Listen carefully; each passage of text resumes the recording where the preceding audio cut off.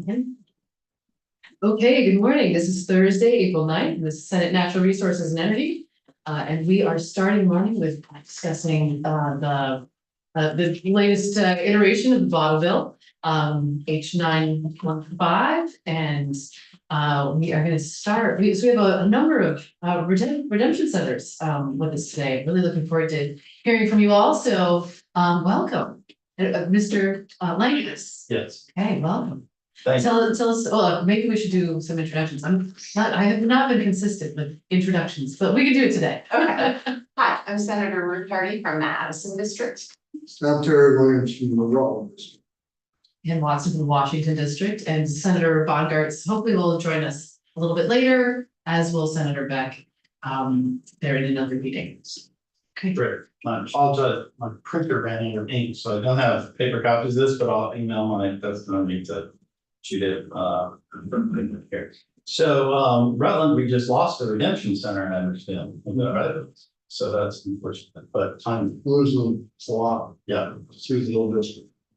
So distinguished senators, thank you for having me here, giving me the opportunity to testify regarding House Bill 915. My name is John Langus. I live in Norwich. I'm one of the owners of the Putney Road Redemption Center in Brattleboro. That's operated for over 30 years. Putney Road is the single largest independent redemption center in Vermont. We're responsible for about 6% of all of the statewide redemption volume. I've testified before the Senate and the House on previous versions of bottle bill modernization, both of which passed the legislature before being vetoed. I do appreciate the repeated efforts of the legislature to update this important law. We remain committed to supporting that effort and contributing to it in a positive manner. So I want to begin by restating a premise that I believe should guide this committee's work. The problem that the bottle bill addresses is one created by the manufacture and distribution in Vermont of disposable beverage containers. Our world is drowning in plastic. Manufacturers have built multi-billion-dollar businesses on the conversion of natural resources into garbage. They have no functional plan to take responsibility for that garbage. The bottle bill is Vermont's most successful response to this problem. It produces the cleanest recycling stream in the state. Since the widespread adoption of zero-sort single-stream recycling, more containers are placed in blue bins than ever before, but far fewer of those containers actually get recycled. Single stream has contaminated the recycling stream to the point where, as we saw at the Chittenden Solid Waste District a few years ago, recyclable glass was simply being dumped in landfills for years. Redemption centers are the antidote to that failure. We sort by material, by size, and by color. Our stream is clean and it actually gets recycled. That is the success story this bill should be building. So, as I previously testified, the bottle bill should be expanded to cover water, sports drinks, and more. Understand and support the exclusion of milk and hard cider, but not these other significant waste streams. There's no rational reason why these containers should not carry their weight alongside carbonated beverages. If local Vermont breweries participate in this recycling program, we should expect the same of all beverage producers importing containers into Vermont. So the handling fee. Treatment of the handling fee in House Bill 915 is in its current form a non-starter for redemption centers. It will simply close many of these redemption centers if passed as drafted. And we'll explain why. Redemption centers are regulated businesses. We are told by law what containers we must accept, how to sort them, and the fee we receive for doing so. We have no power over any of these key business considerations. Our revenues are set by law, but our costs are not. This VPERG testified yesterday, since the handling fee was last adjusted, Vermont's minimum wage has increased by over 85%. Our payroll costs have risen accordingly, as they should. My partners and I are active supporters of the living wage in Vermont. We pay above the current minimum wage of Putney Road. But every year, the gap between what the law says we earn and what the market says we must pay our workers grows wider. We also have a massively distorted market for workers' compensation insurance in Vermont, related to our dysfunctional market for health insurance. These costs make a redemption center much more expensive to run in Vermont than would be the case in other states. Please do not make a false choice between what is good for Vermont workers and what is good for our environment. House Bill 915 proposes to take the regulated handling fee and hand its pricing power over to the producer responsibility organization, the very entity that is required to pay that fee. This is not a negotiation. This is a regulated entity setting the price it pays to the businesses it depends on to satisfy those regulations. The PRO will go to every redemption center, starting with the smallest and most vulnerable, and set its terms. Redemption centers will have no negotiating leverage. There's no concept of collective bargaining anywhere in this bill. The result is predictable. The PRO will use its monopoly power to extract the lowest possible fees, driving small operators out of business and degrading the redemption infrastructure that this bill is supposed to strengthen. Fewer places to redeem containers, less service to the public. But here's our recommendation. The handling fee should be increased by 1 cent per container for both commingled and non-commingled containers. The current bill increases the fee for sorted or non-commingled containers to 5 cents and leaves the commingled fee current 3.5 cents. Once again, we start from the premise that this fee hasn't been updated in a generation. Simple inflation would put it at 7 cents. A 1 cent increase across the board, 4.5 cents for non-commingled and 5 cents for commingled, reflects the minimum adjustment needed to keep redemption centers viable, given the labor cost increases we've absorbed over the last 2 years. Beyond that, the distinction between commingled and non-commingled labor is not actually as large as a lot of people think. In either case, you still have to sort by material type, by color, if it's glass, by size, more than 15 categories of sorting. Brand level sorting is somewhat more labor intensive, sure, but the handling fee has been stagnant for so long that the real issue here is the overall level of the fee, not the differential between the two sorts. Our people sort on average about 3,000 containers an hour. It's hard work. It's difficult to keep all of the sorts straight. They get about $16 for them, or like $10 after taxes. That's a recipe for a dysfunctional system. Striking, in fact, to compare the treatment of the redemption centers and our costs in this bill to the treatment of A&R and their costs in this bill. There are 3 pages of text in this bill with a super vague recovery mechanism so that the Secretary of A&R is comfortable that they will get their costs back in managing this new regime. No set fee, no predictable amount for the beverage producers, just this vague sort of language about whatever it costs us to do this, you're gonna have to pay for that. Right? I'd love to have that arrangement as a redemption, right? For us, we get 1 penny and 1 line of the tax. Everything else is staff reduced. The updated fee should be our default. The updated statutory handling fee should remain in effect for each redemption center until that center has voluntarily reached an agreement with the PR. The most likely such arrangement would be the provision of sorting technology in exchange for a lower handling fee. Great, that may be a great deal for some redemption centers. It may actually be a really good deal for ours, in fact. Mechanized sorting combined with the skilled customer service that a good redemption center provides could reduce labor costs while maintaining the quality of the redemption experience. But that's a decision for each redemption center to make for itself, based on its own assessment of whether this technology offered actually works as it's described, whether the maintenance and uptime terms are acceptable, and whether the overall economics make sense. If the deal offered by the PRO is not good enough, the redemption center should be able to continue operating under the statutory fee. This changes the balance of power in the negotiation to make it at least somewhat fair. Without this protection, the PRO has every incentive to offer inadequate technology on unfavorable terms, knowing that the redemption center has no alternative. With it, the PRO must offer a deal that is genuinely better than the status quo, which is exactly the kind of market discipline that produces good outcomes. The redemption center should have the option, but not the obligation, to join together to collectively negotiate with the PRO. They have no power at all in this regime.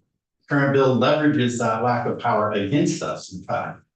To squeeze money out of us after already holding our handling costs down for a generation. A collective bargaining agreement would apply to all members of the negotiating group, although the terms need not be identical for each member. There are legitimate differences in scale and circumstances between small operators and large ones. But without a collective bargaining option, the PRO will negotiate with each redemption center individually, exploiting the information and power asymmetry that exists between a well-funded industry and a small business. Collective bargaining would give redemption center a voice that's proportionate to our goal. We think that there should be an incentive for the PRO in this bill. All stick right now, no carrot. The only carrot they have is if they extract value from us, right? Provide an incentive in the bill, or if they increase the amount of containers, making it into the redemption center, making it into that clean recycling stream, great. That should be what we're all actually working for here. We believe there should be redemption center representation on the board. So I testified before the House Committee on Environment during the last meeting, placing the regulated parties in charge of managing the regulations invites regulatory capture from day one. PRO board is described in the House bill is manufacturer driven with oversight from Secretary Van Aert and Plan Group. It's an important check, but it's not the same as us having a seat at the table. We recommend that the PRO board include at least 2 redemption center representatives, one from a small operation and one from a larger one. They should be independent operators, not major retailers who also operate redemption centers, because those retailers have strong commercial relationships with the distributors who fund the PRO. That risk conflict of interest could compromise them. We think independence would be a better choice.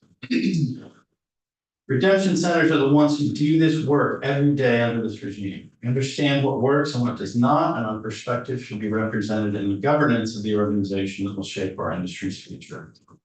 Close by saying that we appreciate that this bill represents a renewed effort to modernize the bottle builder. We recognize the difficulty in building legislative consensus. We are not here to oppose this bill. We're here to make it work for the environment, for consumers, for the people who run and work in redemption centers all across the world. Changes we've recommended here are not obstacles to compromise, they're conditions necessary for redemption centers to survive and thrive under whatever new system the legislature creates. We look forward to continuing to work with the committee and with the legislature. Thank you very much. Thank you. Really appreciate that. Questions from Mr. Lucas? Yes. Yeah, thank you. That was really helpful. And we have heard in all of the testimony, I think that we've gotten so far, that handling the issues. So thank you for driving that home.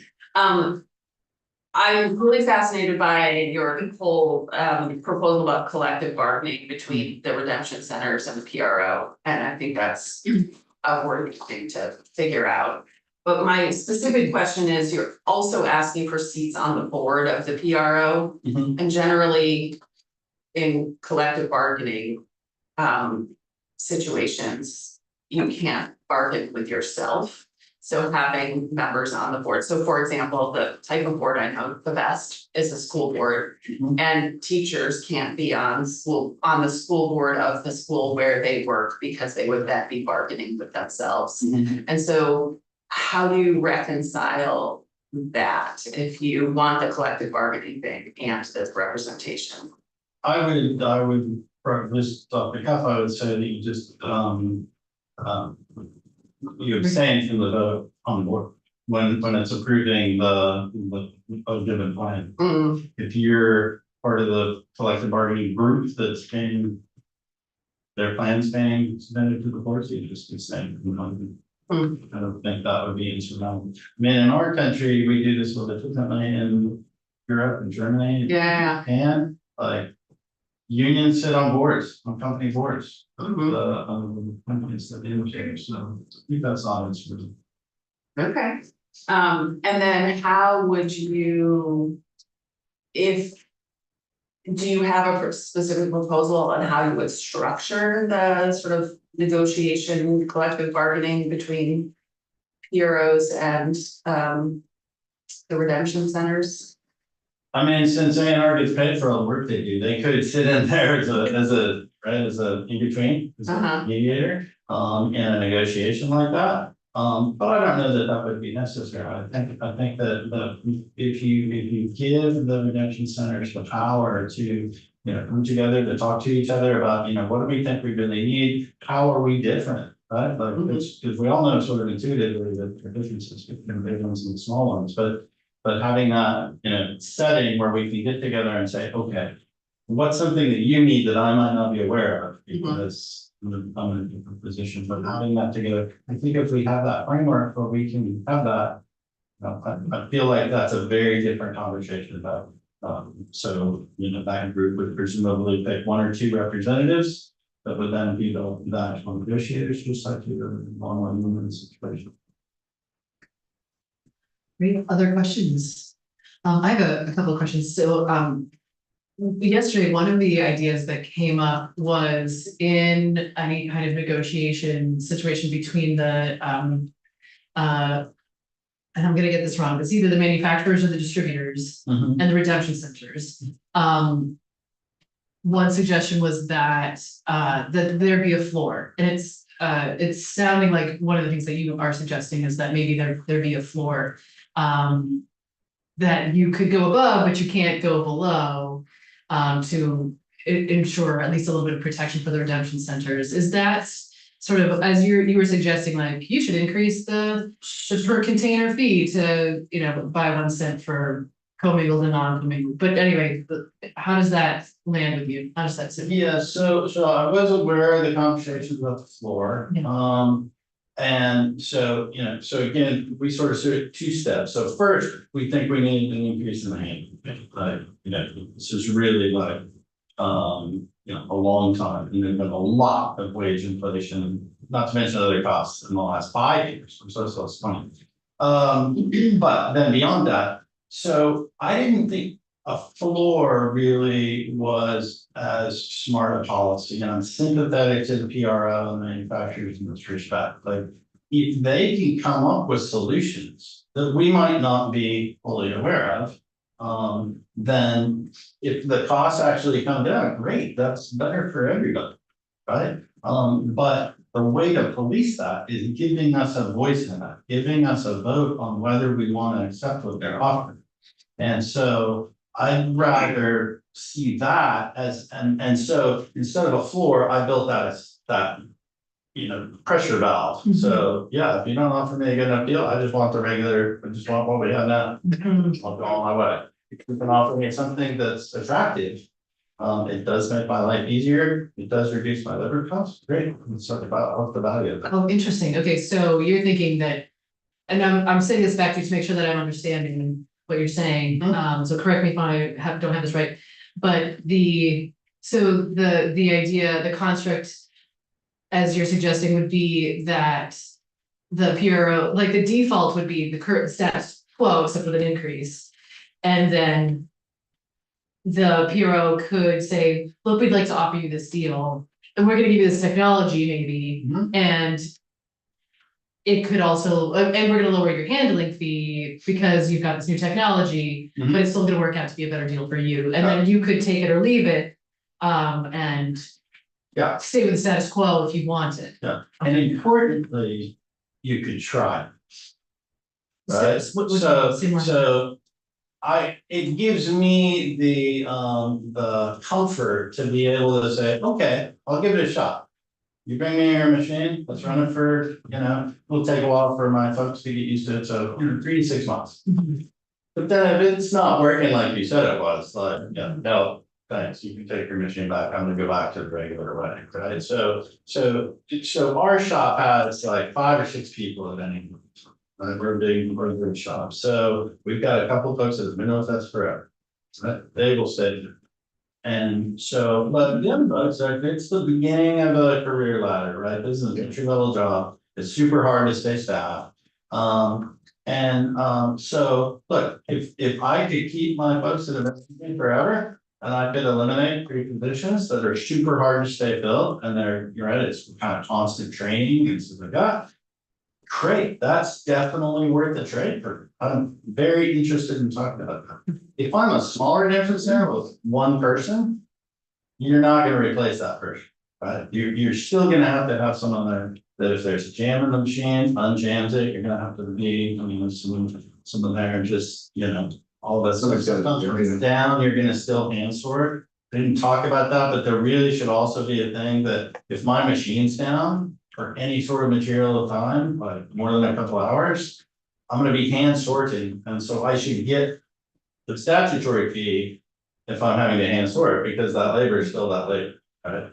So there's stuff to work out, and so, I think that everybody's open to trying to work that out, trying to think of a way to, get this system to work better. You gotta have us in that conversation, you gotta have us, working with you to try that out, to try to have it. Great. Thank you so much. Really appreciate it. Thank you all. Yeah, for sure. Okay, so we're gonna move now to Mr. Switzer from Lindenville Redemption. Welcome. Thank you for having me. Not really as eloquent a speaker as Mr. Lang is here, but public speaking is not my thing, but It's all good. I appreciate you having me, taking the time in the committee to talk about this important bill. My name is Shane Switzer. I own Lindenville Redemption in Lindenville. We are considered one of the top 20 redemption centers in the state that this bill outlines here. And so I've been involved in this conversation for not several sessions like some of these gentlemen here, but in the short term here, and I've learned a lot about the redemption system, and I try to look at the system from so if we're gonna have a bottle bill, we've talked about it for year after year. From all perspectives, how do we make this thing something that we can go forward with, that all stakeholders are somewhat happy with? And from what I understand, we're close, we're not real far away. And so we'd love to make something happen if possible. We just to start, we support modernization, we support efficiencies, we support, upgrading the system. And so we wanna try to get it right if we're gonna do that. And you're gonna hear a lot today. We heard a lot about it yesterday, about the handling fee. At the end of the day, the way this bill is set out as we speak, just really it's kind of, it's the Wild West that we heard yesterday. There's not a lot of language that says that protects us as redemption centers. And so we wanna get that right. We are gonna submit some language, suggestions that we have. And there's some things that with the handling fee, I mean, I'm just gonna say it because I think it's important to, but it's the most important piece of this bill. The way that it's set out now, it just leaves it so there's an organization, the PRO doesn't have a lot of incentive to do anything other than drive the handling fee down. And I can tell you right now that if the handling fee goes down, we're probably not going to take bottles back anymore. I mean, it's just the reality of the situation. In preparation for this testimony, I looked at my numbers, and in December we lost money taking bottles, and in January we made a couple $1,000s, and so for, let's say, $250 a week, is it worth me redeeming bottles? It's probably not.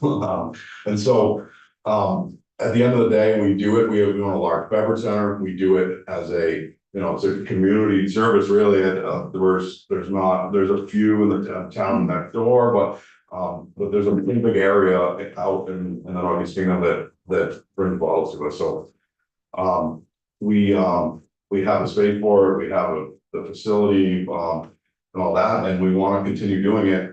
But at the end of the day, it needs to make financial sense. And in order to make financial sense of it, we really need an inflationary adjustment here. Like we've heard over and over about how the fee hasn't gone up in years and years and years. And we really need to make that as part of this bill. And I'm looking at like how does this look going forward, and can we be sustainable going into the future? We really need to get an adjustment in the for inflation. And I'll tell you a couple of stories that a friend of mine owns some beverage centers in Massachusetts. And not too long ago, I said to him, I said, how does redemption work here? And he said, well, we have these reverse vending machines I have 3 or 4 stores, whatever he has, and they did a modernization effort in Mass in 2020, if I understand it right. And in 2020, the recyclers came in and said, we have this reverse vending machine, you can buy it for 20,000 or you can lease it for a penny a can. And pay nothing upfront, and the handling fee in Mass is 2.25 cents, if I understand it correctly. And so, I said to him, well, how does it work with redemption centers? What are they? And I did in my research find that redemption centers get paid a little bit more in Massachusetts, but I said, how does it work for redemption centers? He said, there isn't any redemption centers around here. They went out of business. They can't afford to operate at these I think redemption centers get in Mass, don't hold me to this, but 3.25 cents or somewhere in there.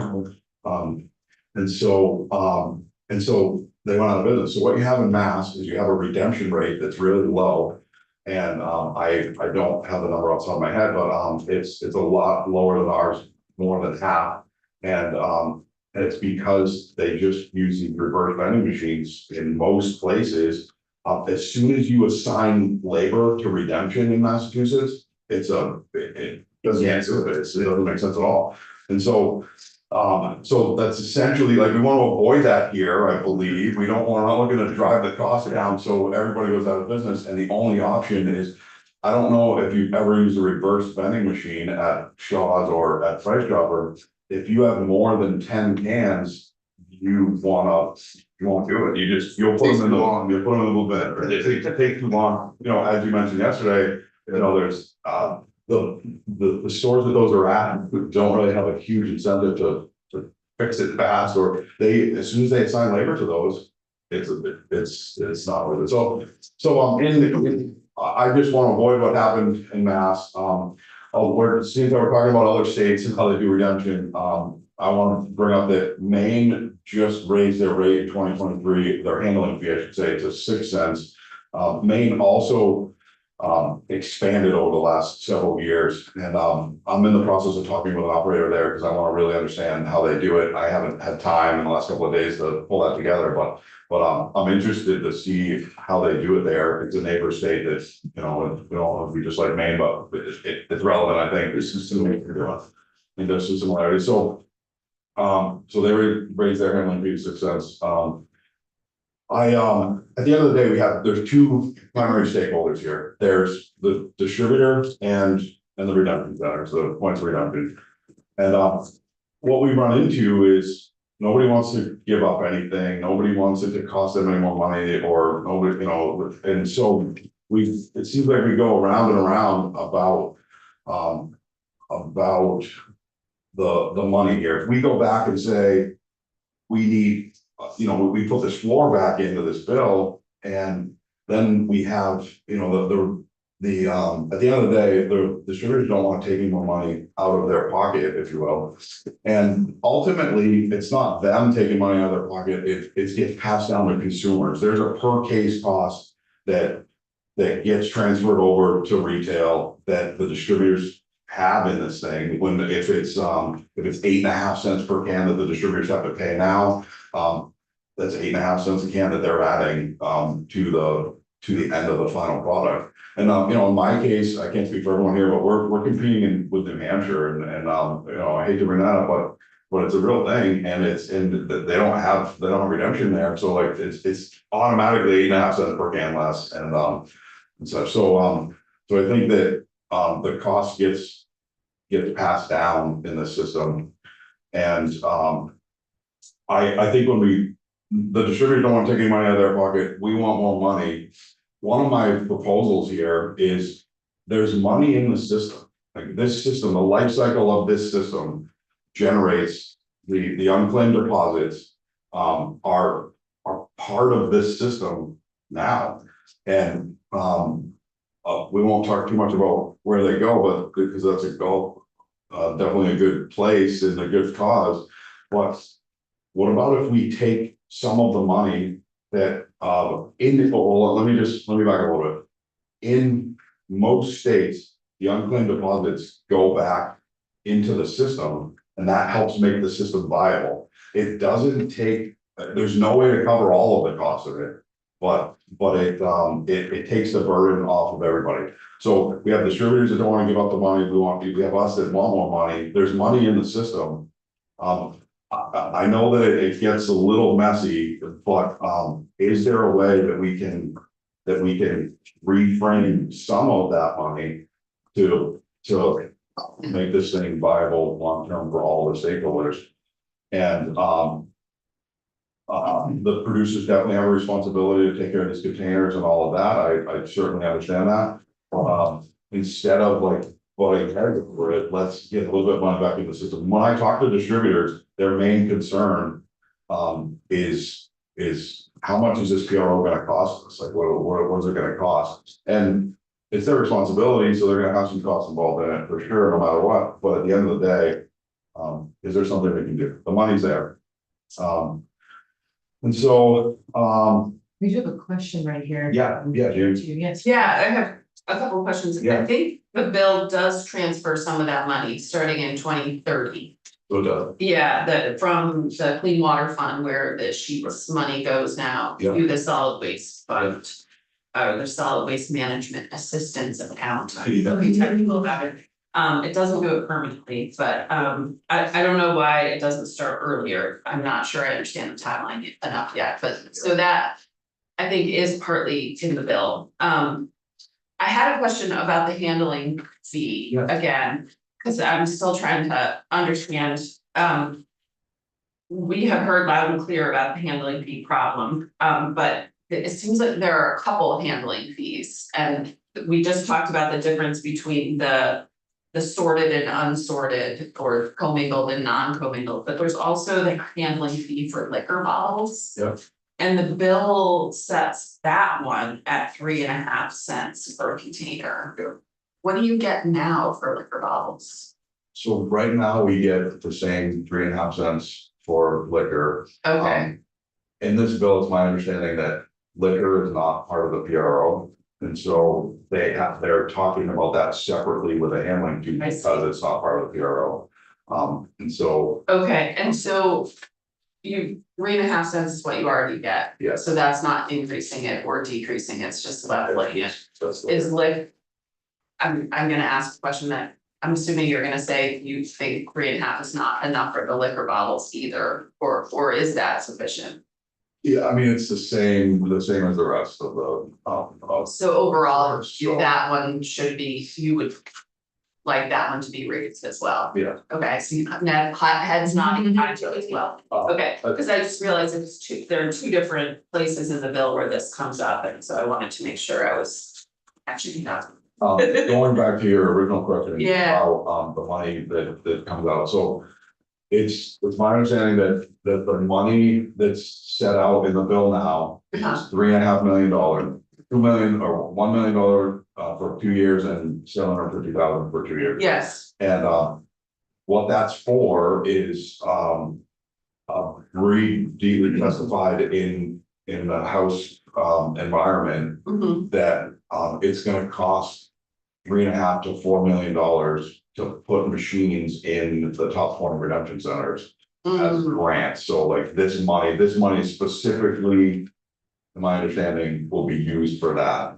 got it, And so, so it doesn't fund it otherwise. Yeah. That's a one-time, or 4 years, but it's a one-time thing or for the grants. I'm wondering if we could do some of it earlier to help with the transition costs, Yeah. but, okay, that's helpful, thank you. And my thought there on that unclaimed money is not that, you heard yesterday from Paul that we, that there's some huge windfall for this unclaimed deposits.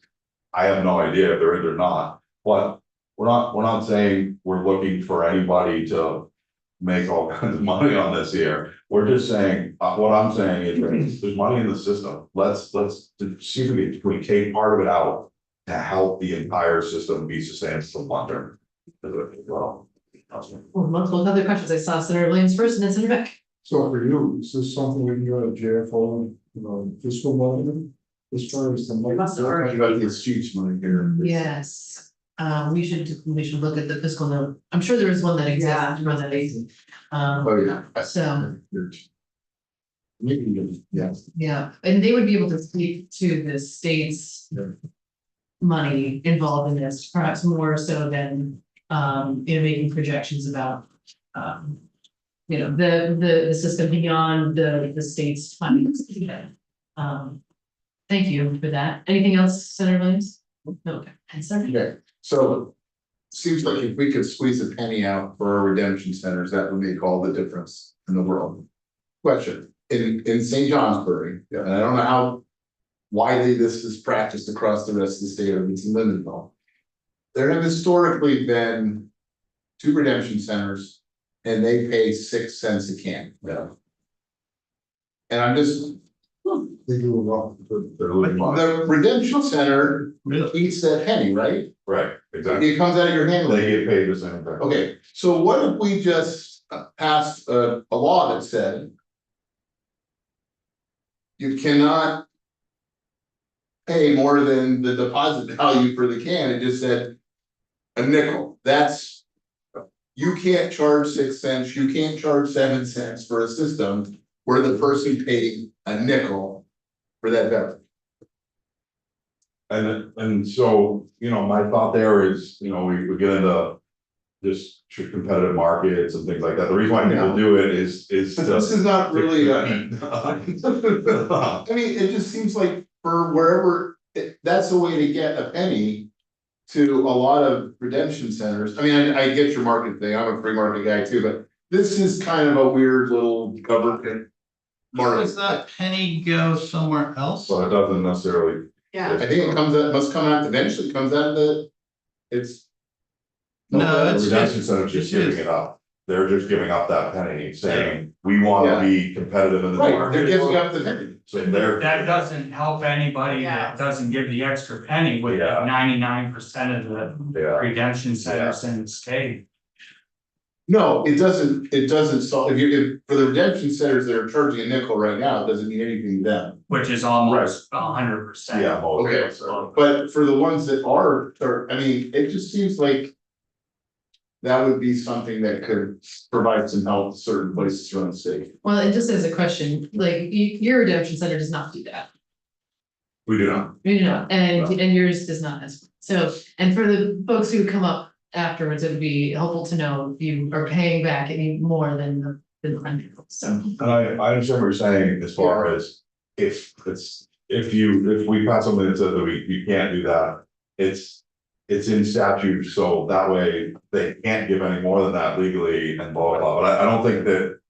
That doesn't do 99% of us any. No, and I'm not saying that's a substitute for increasing the handling fee, but it just seems like something it's a practice that is working against some redemption centers around the state. Pretty much just the guy who's paying it though, like, I'm really surprised that yeah, they think, so Yeah. clearly they think they need to pay an extra penny to get the volume in That's their right. job. Exactly.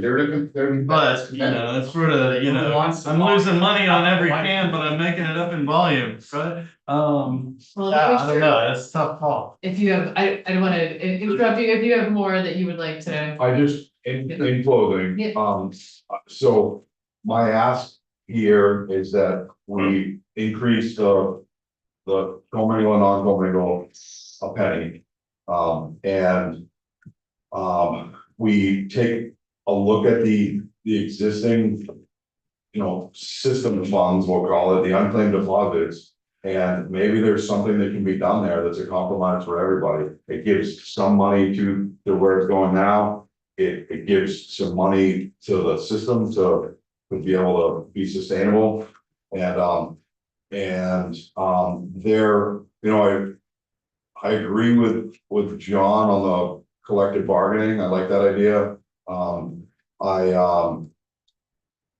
Right now in the bill, there's not a lot of, you heard yesterday that I'll bring this up again, it's like the Wild West as far as like the language and the protections there. And I think if we're gonna do something here with the handling fee, we need to make sure that it's spelled out pretty clearly. we could possibly get on board with what John said about how maybe there's not a floor, but as long as that language is really tight and protects the redemption centers, you know, we could possibly get on board with something like that. But as where we sit right now, like, we need a floor of some sort, but let's continue the conversation. And, there's two primary stakeholders, redemptions and distributors. Let's make this work if we can, and make the system, long-term sustainable. Super, thank you so much. Thank Any you. other Thank you. questions, Mr. Smith? Any other questions? Okay, thank you, appreciate it. Okay, so we'll move now to Mr. Harrington. Welcome. Thank you. Yes. For having me. Yes, from the beverage fair. Yes, Yes. I'm gonna be to the point and brutally honest. I've Alright. been here for this same routine at least 12 years now. Been promised that 1 cent every single year, and it gets right to the finish line and doesn't make it. We try to add in, you know, water bottles, this and that. In my mind, to add that in right now is a waste of everybody's time here, because that's not gonna pass. That's not gonna pass the governor. That's just my own feeling, obviously. And to clarify, you're talking about the including more kinds of things? Yes, expansion. I would like to see it in the future, but I think it's 12 years ago, I said, we're trying to move too fast. We need to do this in steps. In every excuse me, every 2 years, stuff just gets thrown in, it gets convoluted. I've always asked just for that 1 cent and try to get that passed, tack it on to something else. It's gonna pass. We're treading water here. We need to get this done. My father started the business over 30 years ago. I'm the only one left in central Vermont. Everybody else has been shut down. There's nobody in Montpelier. And there's a reason there's not new redemption centers opening up. I think everybody here can agree what the issue is there. Now, I wanted to expand my business and take care of my customers. So I looked at putting in one of these machines. And that's a real big red flag I see in this bill, is the funding for these machines. Because I have right here, this is from Comra, to handle the business that we do right now. The machine itself, just the equipment, $270,000. There's a special compressor that's required, $5,000. Extra monthly bin usage fee, $500 per month. And then the first year of service is free, but the mandatory service contract is, on my reading glasses, $28,366 a year.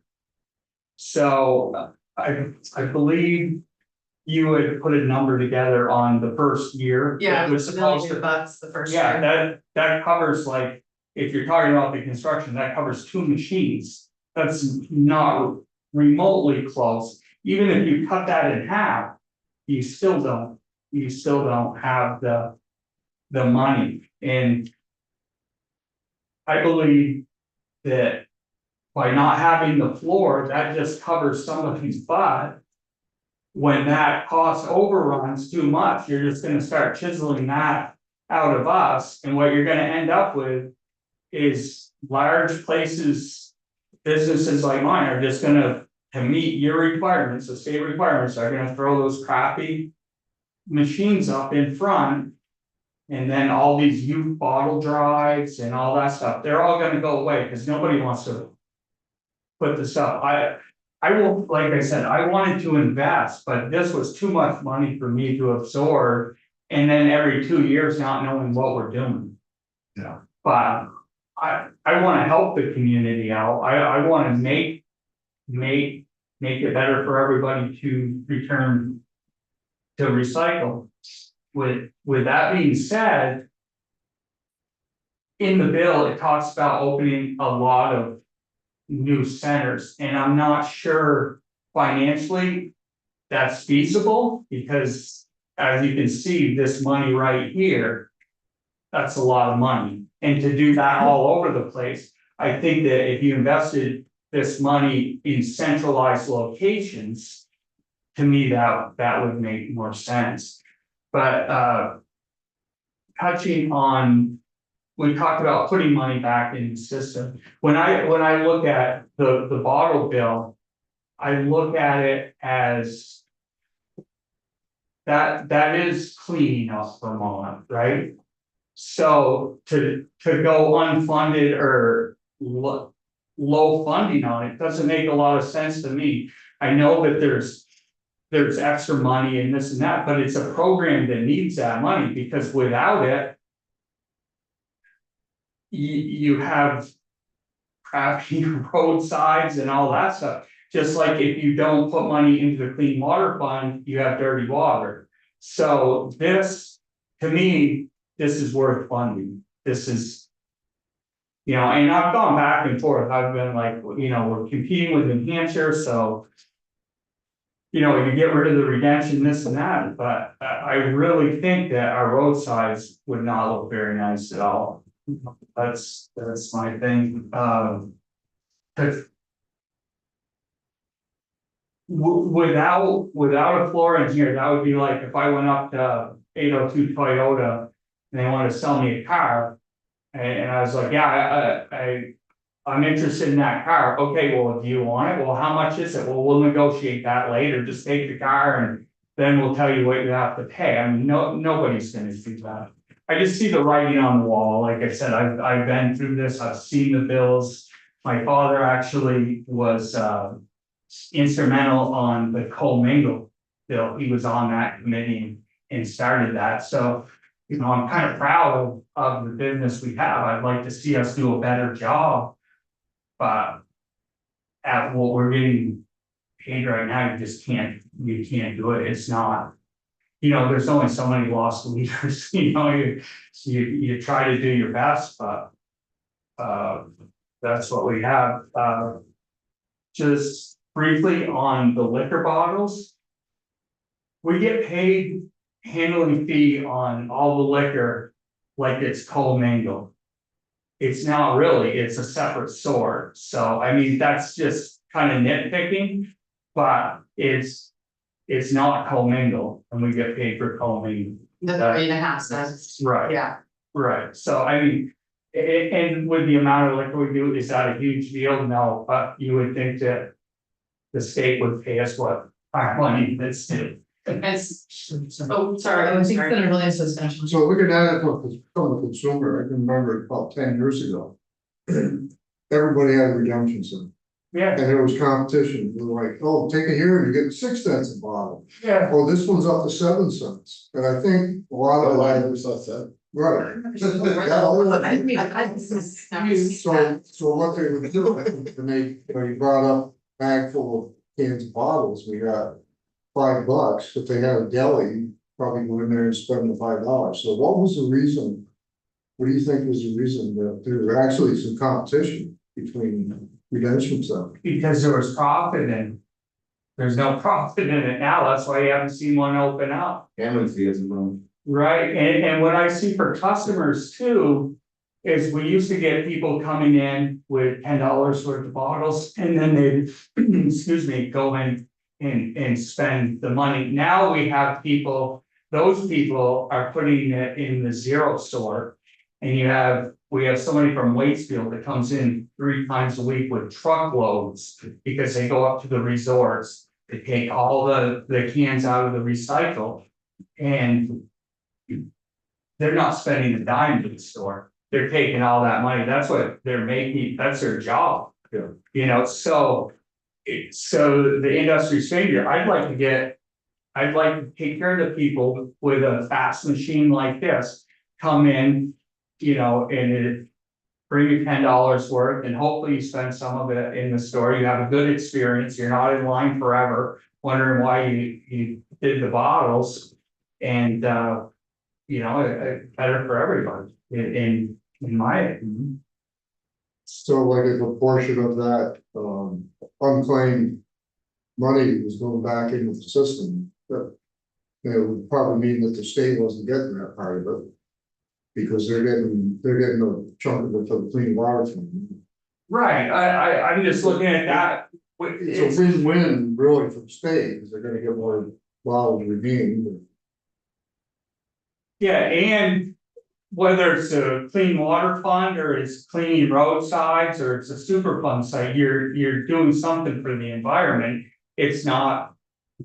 You're not burning fossil fuel, which leads me to another point right now. So we have 3 tractor trailer trucks a week come pick up our empties. Big diesel trucks up and down the interstate, all they're doing is hauling air. I mean, you've got those big bags, there's no weight to that stuff at all, the glass has a little bit of weight.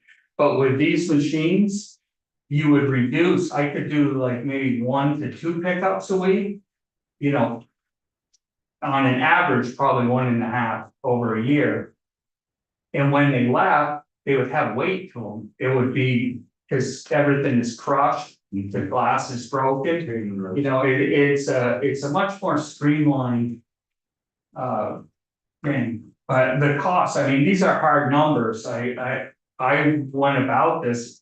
And the problem is, like, when I talked to Tom about this, I was like, that service contract, that's crazy, that's too much. And then why do I have to pay for bin usage when I don't pay for it now? Because I have no negotiation, I can't negotiate with them. So if this bill goes through, it's gonna get worse, because I really have, I have nothing. Here I can say, no, I'm not buying the machine. But I know what it's like not to have negotiation power, because I was complaining about the bins. I mean, again, why would I pay $500 a month for extra bins when I'm not paying that now? It's just a hidden fee that they're putting in. Yeah. I shouldn't have to deal with, but if I don't have any power to negotiate with them, that's where we're kind of gonna be. We have another question here. Yeah, thank you, this is helpful, I'm sensing a theme, which is great. I'm wondering, I'm looking through the stewardship plan part of the bill, which is what the plan that the PRO has to create in order to set itself up. Yeah, And there is this consultation with stakeholders, which I'm assuming you guys are the stakeholders they're supposed to Yeah. consult with. But it does seem pretty light.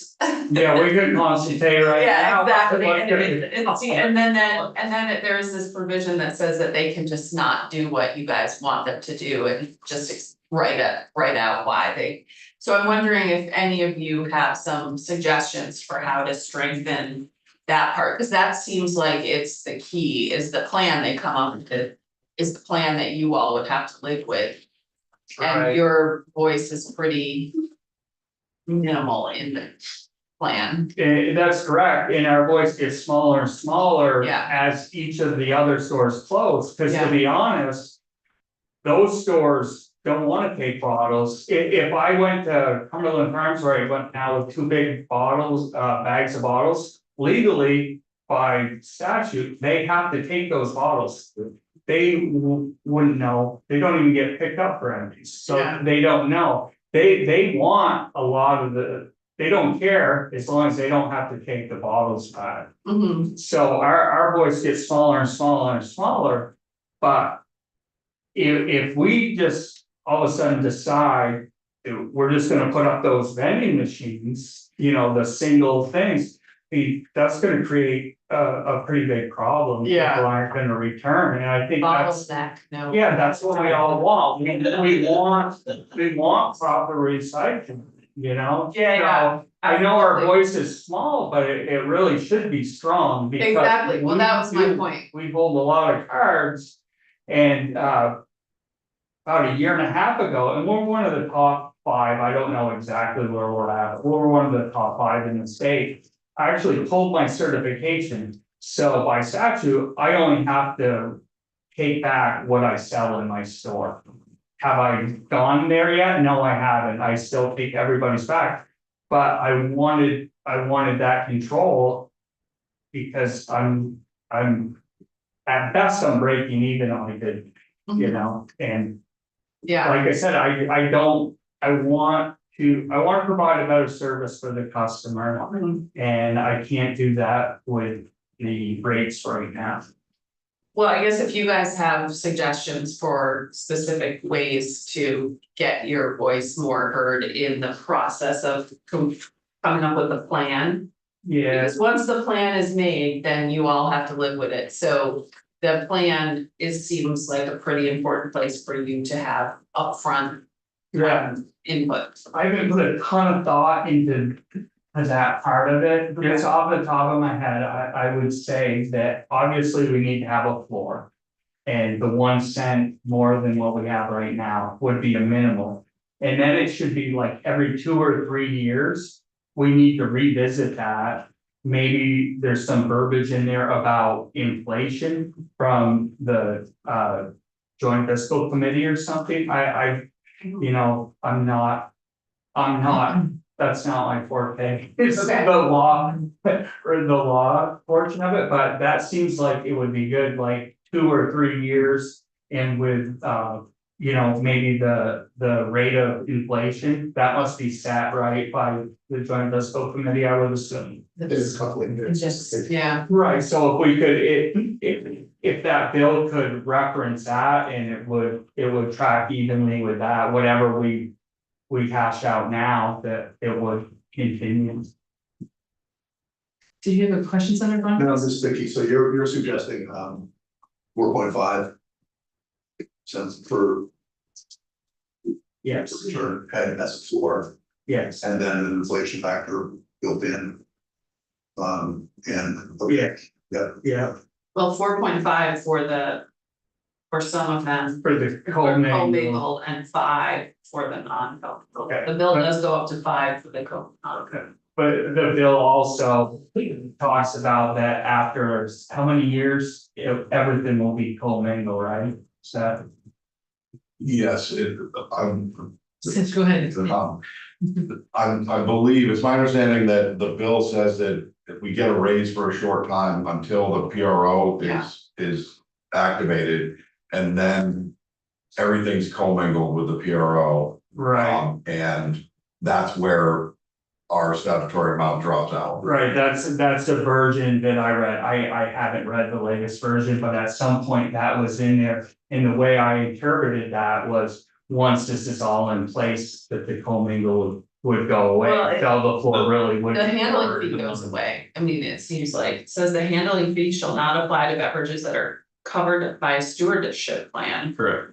So there's no handling fee after the stewardship. plan, Right. According to this Right. draft.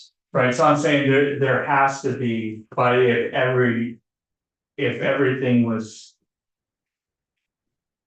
commingled, then if we put in the commingle was 4.5%, non-commingle was 5%, I guess it's leave it in there like that. So if there was still non-commingled, we would get that extra half penny, yes. Not to. More, I just Okay. started to confuse Yeah, myself. Let's see.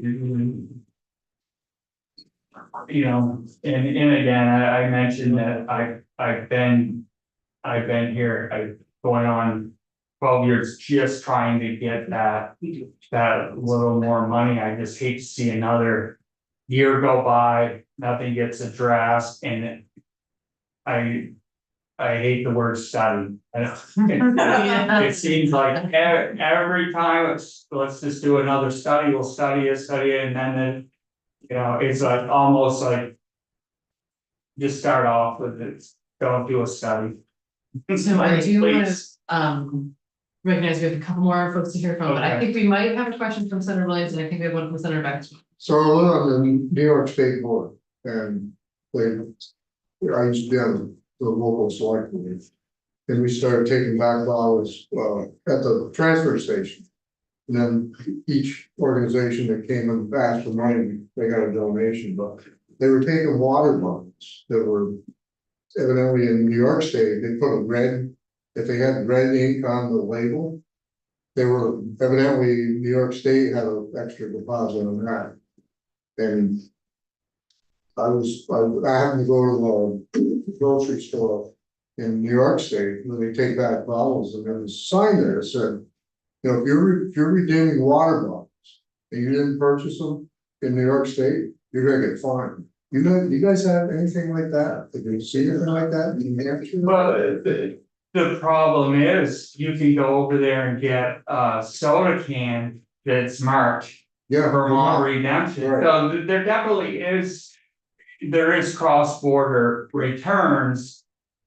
But there's also people that do the zero sort, so in my head, right or wrong, I think that kind of outweighs a little bit, so you do have some cross-border. But you also have some going into zero return, so it's, you know, it's not, the system's still somewhat balanced. I would think that would be a problem, because those bottles are a problem, they don't even want them in the waste. Yeah, Because they're so, they're not the right number on them or something. yeah, for the plastic, yeah, They are the things you see on the side of the road. right, but if we got rid of the bill, if we got rid of it altogether, you'd see. Glass, especially glass, because that's even worse, but cans, glass. Everything else, cause. Just a When you- curiosity question. right? Yeah, when you do go in other states, I tend to really notice that there is a lot of, cans and bottles. It seems like people just like throw them out. Senator Beck. Just a quick question, it's maybe gonna seem like a one-on-one type of question, but when you receive your check at the end of the month for handling fees. That comes from the state of Vermont, or does that come from Colorado? It comes from Tomra, Tomra, and okay. it's a breakdown, and my manager spends about 2 hours a week.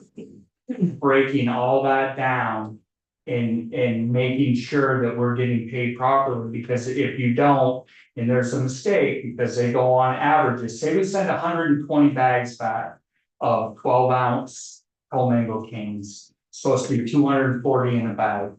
So by the statute, they have to audit 10% of those, and they pay us on the 10%. So if one of those bags breaks open and 30 cans fall out and they audit it, and now your average is low, you can lose money. The 10% is not representative. Right, of that, and we have to watch that like a hawk all the time. Or if they tag the wrong bag and all of a sudden they have a 120 count and a 240. So it's not cut and dry, where I think that these reverse vending machines would be much more accurate, and that's one of the reasons I'm pushing. So just to follow up, so if Tom was paying that bill, and let's say we do, say, hey, you guys get another penny. Okay, is Tom gonna say, I guess we could have men, are they gonna say that the commodities market doesn't support that? It wouldn't really be the commodities market, because it would just be the distributor putting that extra penny on what they're charging when it comes through. But at some point, somebody's gotta get paid for that penny on the The road. distributor pays the handling fee now. Right, And so it would just be another penny on their handling fee that they would have to pay, but where do they get that penny from? their bottom line. They're, what the commodity market. But Tomra doesn't care. They just, okay, 10 cents, like, the distributor's just gonna pay me whatever you tell. Yeah, but who's gonna care? The distributor cares a lot.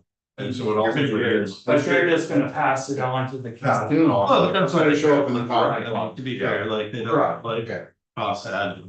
But the beverage industry, like the producers, so, there are 3 levels, there are the people who make the drinks. Producers. Then the wholesalers, distributors or 4 levels, the people who sell them, retailers, and then these guys. Yeah. And the beverage companies are making a killing right now, so, So they, maybe they absorb it, or they go up in their price. yeah. Yeah. Okay. Just wanna make sure that they understand in their price. Yeah, I'm sure they'll try to pass it on, somewhere somehow. but it would not come out of, Okay, this. okay. Senator Bonner's. No, I just remembering this testimony from 2 years ago, and the thinking was that they probably wouldn't increase the price because they're kind of set on a national level, and it's not gonna be, Yeah. it's not gonna be. National pricing, yeah. Yeah. Yeah, yeah, Whether that's true or not, but I remember that is. They yeah, don't make things done. right. Well, and we, well, and we heard from in other health,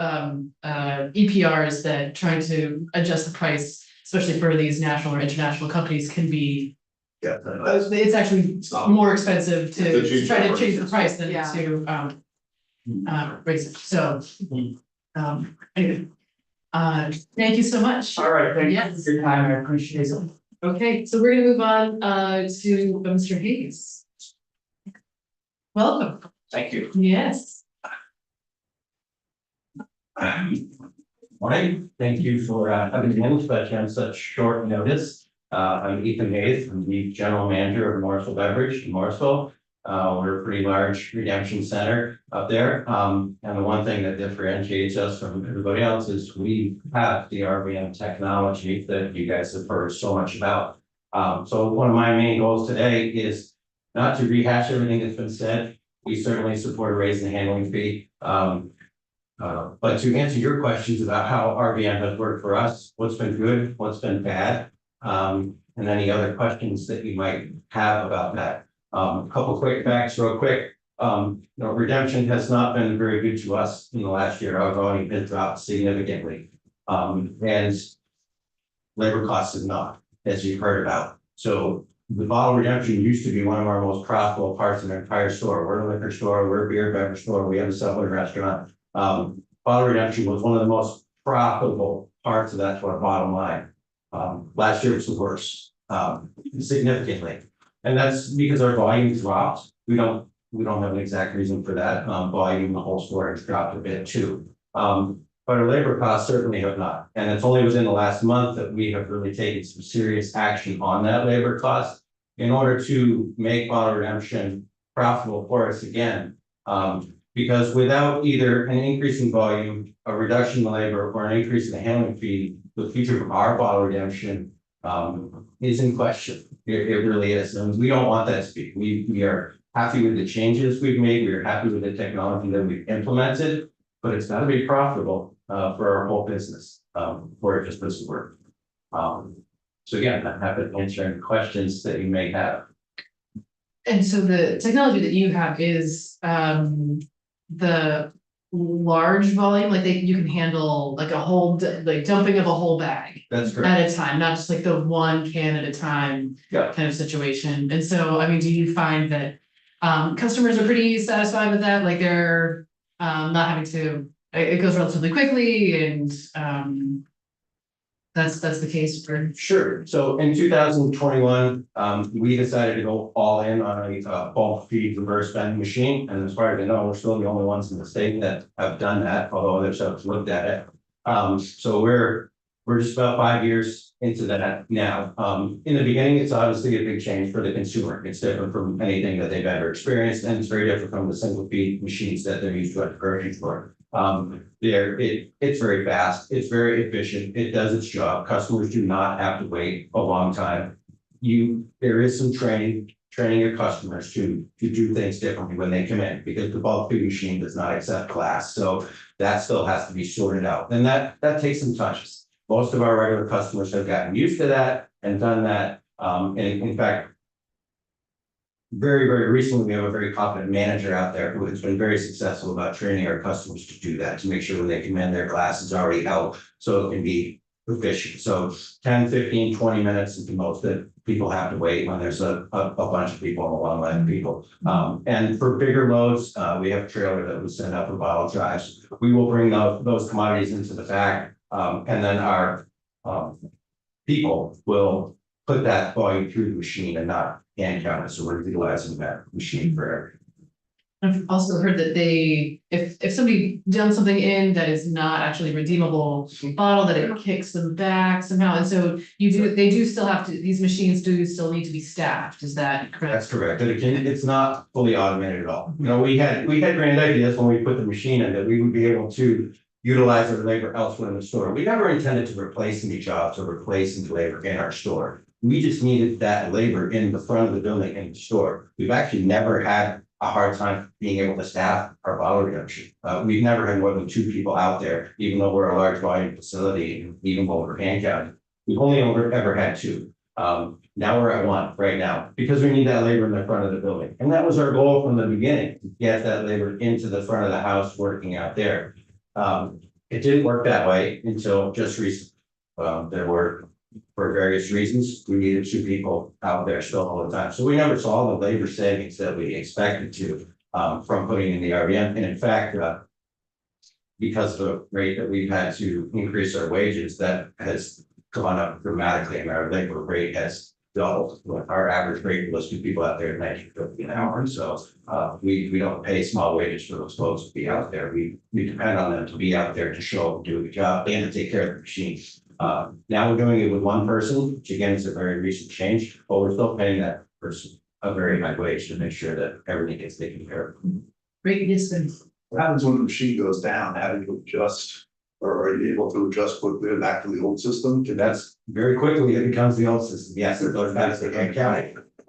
We found that the machine goes down a lot less now. I mean, we're 5 years into this. In the beginning, there were some quirks to work out, and in the middle, there were some issues with maintenance, but we got that worked out. And it also depends on who you have out there maintaining the machine as well. So we have very confident people and person out there now who are able to keep that machine running at top. So the rate that it goes down is very, very minimal now. But yes, when it goes down, we still got a hand count. Yeah, Do you own the machine? we do all Okay, questions. so you don't have to worry about voiding warranty or anything like that, you can fix it. Well, so the way we decided, we could have leased the machine, we decided to purchase the machine. That was a several $100,000 expense, plus over $50,000 in renovations that we did to our center to modernize it and make it look better. It was a big expense that it took on. We anticipated at that time, and I've been here testifying before about expansion of the bill, that would happen. It obviously didn't. But that was our goal, to be able to be ready for that. So we purchased the machine on a 5-year payment plan. So this year it'll be paid off.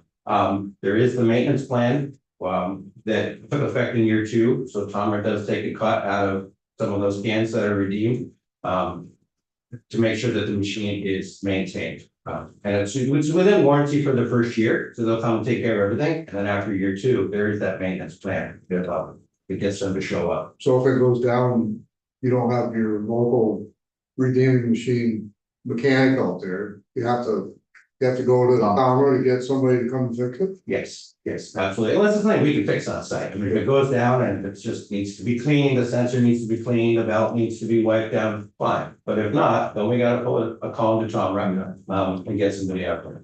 What happens if you put a bottle in? Just throw it out? When it's not working, Does it jam the machine?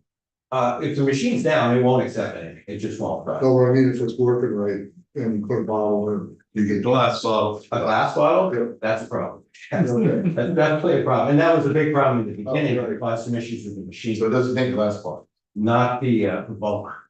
Oh, okay. We have a separate single feed for Well, strip. you must have customers screw that up all the time. We used to, not as much as training, but we've got them pretty good, and they get on notice pretty quick when we hear glass bottle go through there. And 99.9% of the time, it's a mistake, it's like, oops, okay, I won't run that again. So, when the machine does go down and you have to call Tomra for a repair, how long does that usually take? Usually 24 to 48 hours, they're there. Many times they can walk and put the thing on the phone and it's back up and running, so that we're not totally in hand count mode. Again, they have gotten a lot better in this service. It all depends on who they have working in their service department, and they struggle with labor for everybody else. So right now, they're very good and they're very responsive, and will come out even on the weekends and get that taken care of. Great. You all are open on weekends. We're open Tuesday through Saturday right now. Yep. That's good. Do you have the technology that has the app that people can use to drop a bag and get it put on their account? No, we talked about that, but that was proprietary technology to Tomra at the time when we started this, and they had not released that for use in redemption centers, at least not in Vermont. Okay, we don't have that, we would love to have that. but- Okay. Do you have any suggestions for the bill? Given your singular experience, nobody else has done what you've done, so. Sure, I mean, certainly the handling fee needs to go up, no Yeah. matter what, because even with the technology that's in place that we have, that we've invested in. Our profitability is down. If that handling fee does not go up, specifically after the year that we had last year, and if that was attempted to be negotiated lower, we're out of the redemption business. Yeah. It doesn't make sense anymore to do that if that handling fee goes down, it does not go up. So there certainly needs to be a floor on that, and that floor needs to be higher than where it is today. Because again, that, as you've heard many times, that has not kept up. Yeah. The redemption centers need to have a significant seat at the table when it comes to the stakeholder, when it comes to the PRO. Whether that means being on the board or just, or somehow making that happen. There needs to be significant participation, we're not getting walked all over, and especially these other businesses that have not put in the technology, they need to know what's coming down the pipeline, and they need to be able to make a decision as best as their business, without being forced down their throat. Yeah. Okay. Thank you.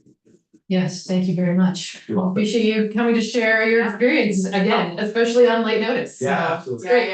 Well, thank you, Shane, for reaching out to me and getting me out here quickly. So good. Thank you so much. You're welcome. Okay, all right, and so we're gonna move to Adam LaPerle. Yeah. Can I ask one question before you? Oh, go yes, away? sure. Oh, yeah, just, Please.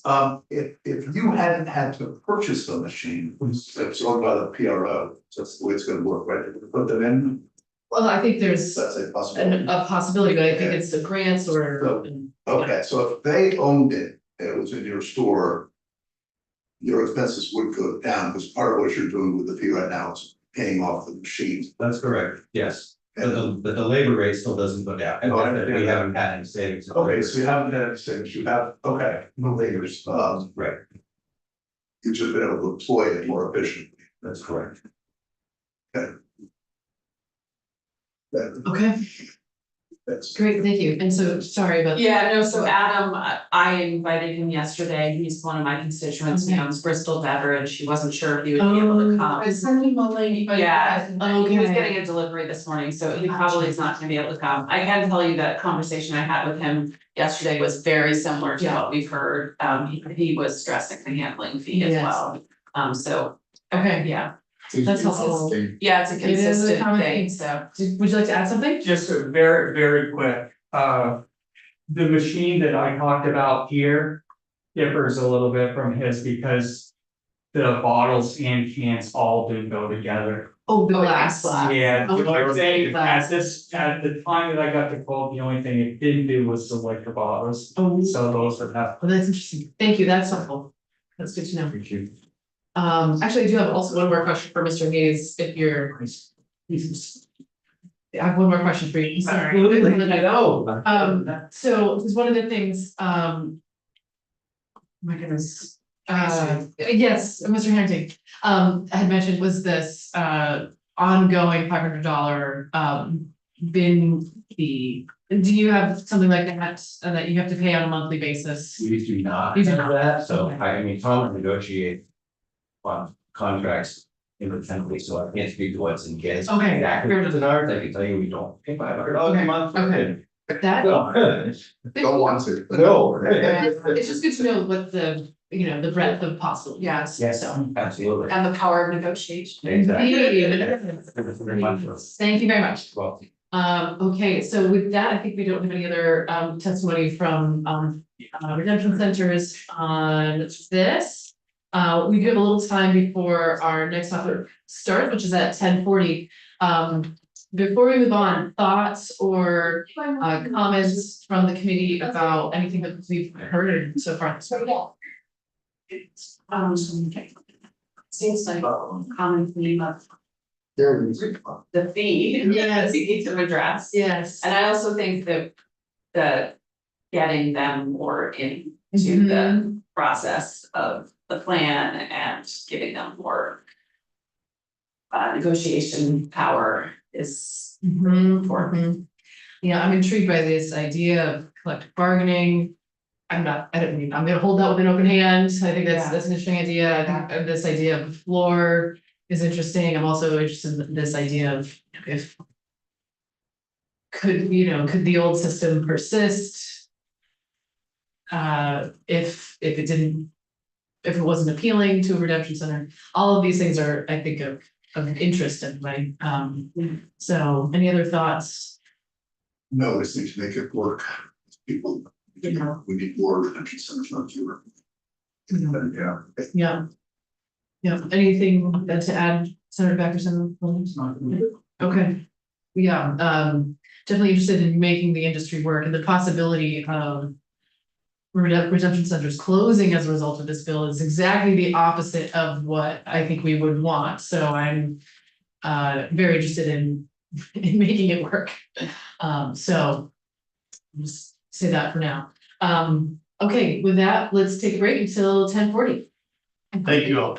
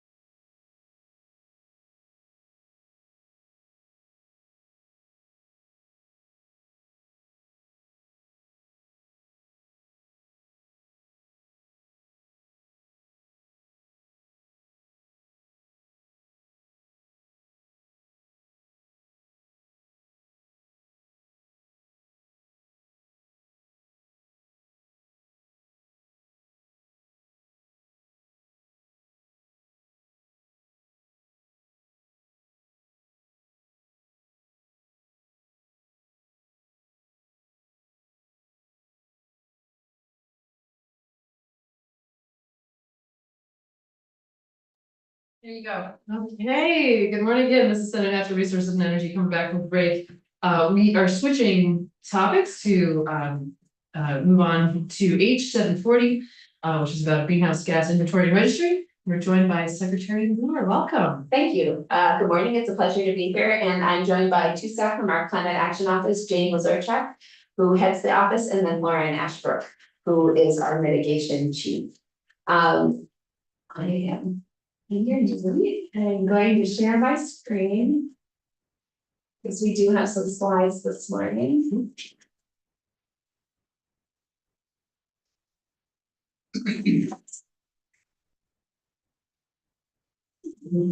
It's doing a lot of things, but not going to full screen. All right. So I thought I'd start with just a little bit of context around the climate action plan and sort of what led us to producing the memo that then H 740 is in response to. So as I'm sure many of you recall, the Global Warming Solutions Act was passed in 2020, which established the Climate Council. The Climate Council then did yeoman's work to develop an initial climate action plan, which was adopted about 13 months after the first meeting of the Climate Council. After that sprint, we move into sort of a more regular cadence for producing revisions to the climate action plan. The first of which occurred in July of this past year. And so we're now operating under that initial or that updated climate action plan. So the climate action plan has a very extensive list of recommendations, a couple hundred in total, but it did, in response to feedback, frankly, we received from the public, we did identify sort of a top 10 list of activities and implementation of these activities. Some of them involve legislative action, some of them involve action by the administration. One thing to point out is while the Global Warming Solutions Act does require ANR to adopt any rules that are identified in the climate action plan, we don't view that the current cap directs any of that activity. So we don't anticipate rulemaking on or before July 1st of this year. In addition, the climate plan sort of lays out what the council will do over this next 4-year period.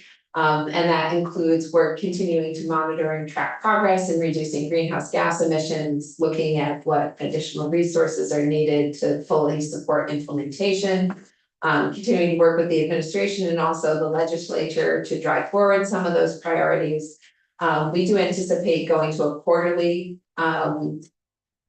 council meeting cadence, which is a great downshift compared to what we were doing this time last year, where we were meeting in some instances multiple times a month. And then we do have a set of subcommittees that support the work of the council and really sort of working to keep those members informed, because subcommittee membership is more extensive than council membership. But also recognizing that there isn't a ton for subcommittees to do in the interim. One of the things that was included in the update to the climate action plan was the following request to ANR, and that language in the green box is the language from the climate plan, but asking us to develop a framework for the reporting of greenhouse gas emissions. And to make a recommendation about how we would propose that this be done by December 15th of this year. We were pretty close. I think we were the following week in delivering that memo. I believe it came to your committee, Chair Watson, along with House Energy and Digital Infrastructure. And really the recommendations we made sort of build on work that was done by the treasurer as part of the Cap and Invest report that he submitted last year to the General Assembly, where he noted or recommended further evaluations of the benefits and impacts of joining a program, including whether to establish a greenhouse gas reporting program. So this is sort of this arc of the importance of good data to work in the climate space. So in developing our memo, we looked at 2 different reporting frameworks. The first is harmonization, because we know that this information with greater and lesser degrees of detail is being, some of it is being already collected by the Department of Motor Vehicles and the tax department. And then we also looked at a standalone reporting rule where entities would report directly to ANR. And our recommendation in that memo is for a standalone reporting rule. And there's several reasons for that. One is it allows us to sort of identify the level of detail we would need in the data to answer questions. And really the uses of this data may not be predetermined, but I would say generally our program design. And that includes how we might modify existing incentive-based programs the state's already administering to have greater impact or better support low and moderate income households, as well as potential new program designs. This is the kind of information that would inform any of those measures. It also sort of puts the control of what that data request looks like with the agency. So if needs change, we can rescope the program, as opposed to right now where we're really somewhat limited in terms of what tax and DMV need for their own purposes and therefore are willing to support for our purposes. And then the last piece here, and this is one that's become more evident as the current federal administration rolls on, is this would decrease our reliance on federal data sets. Some of those reporting requirements have been or are in the process or rumored to be about to be rolled back. And so this ensures that we have good information and it is continuous. We're ruled to move forward just based on the experience of other states. It's also really, there's legal value in having the General Assembly specifically authorize us to create this reporting program.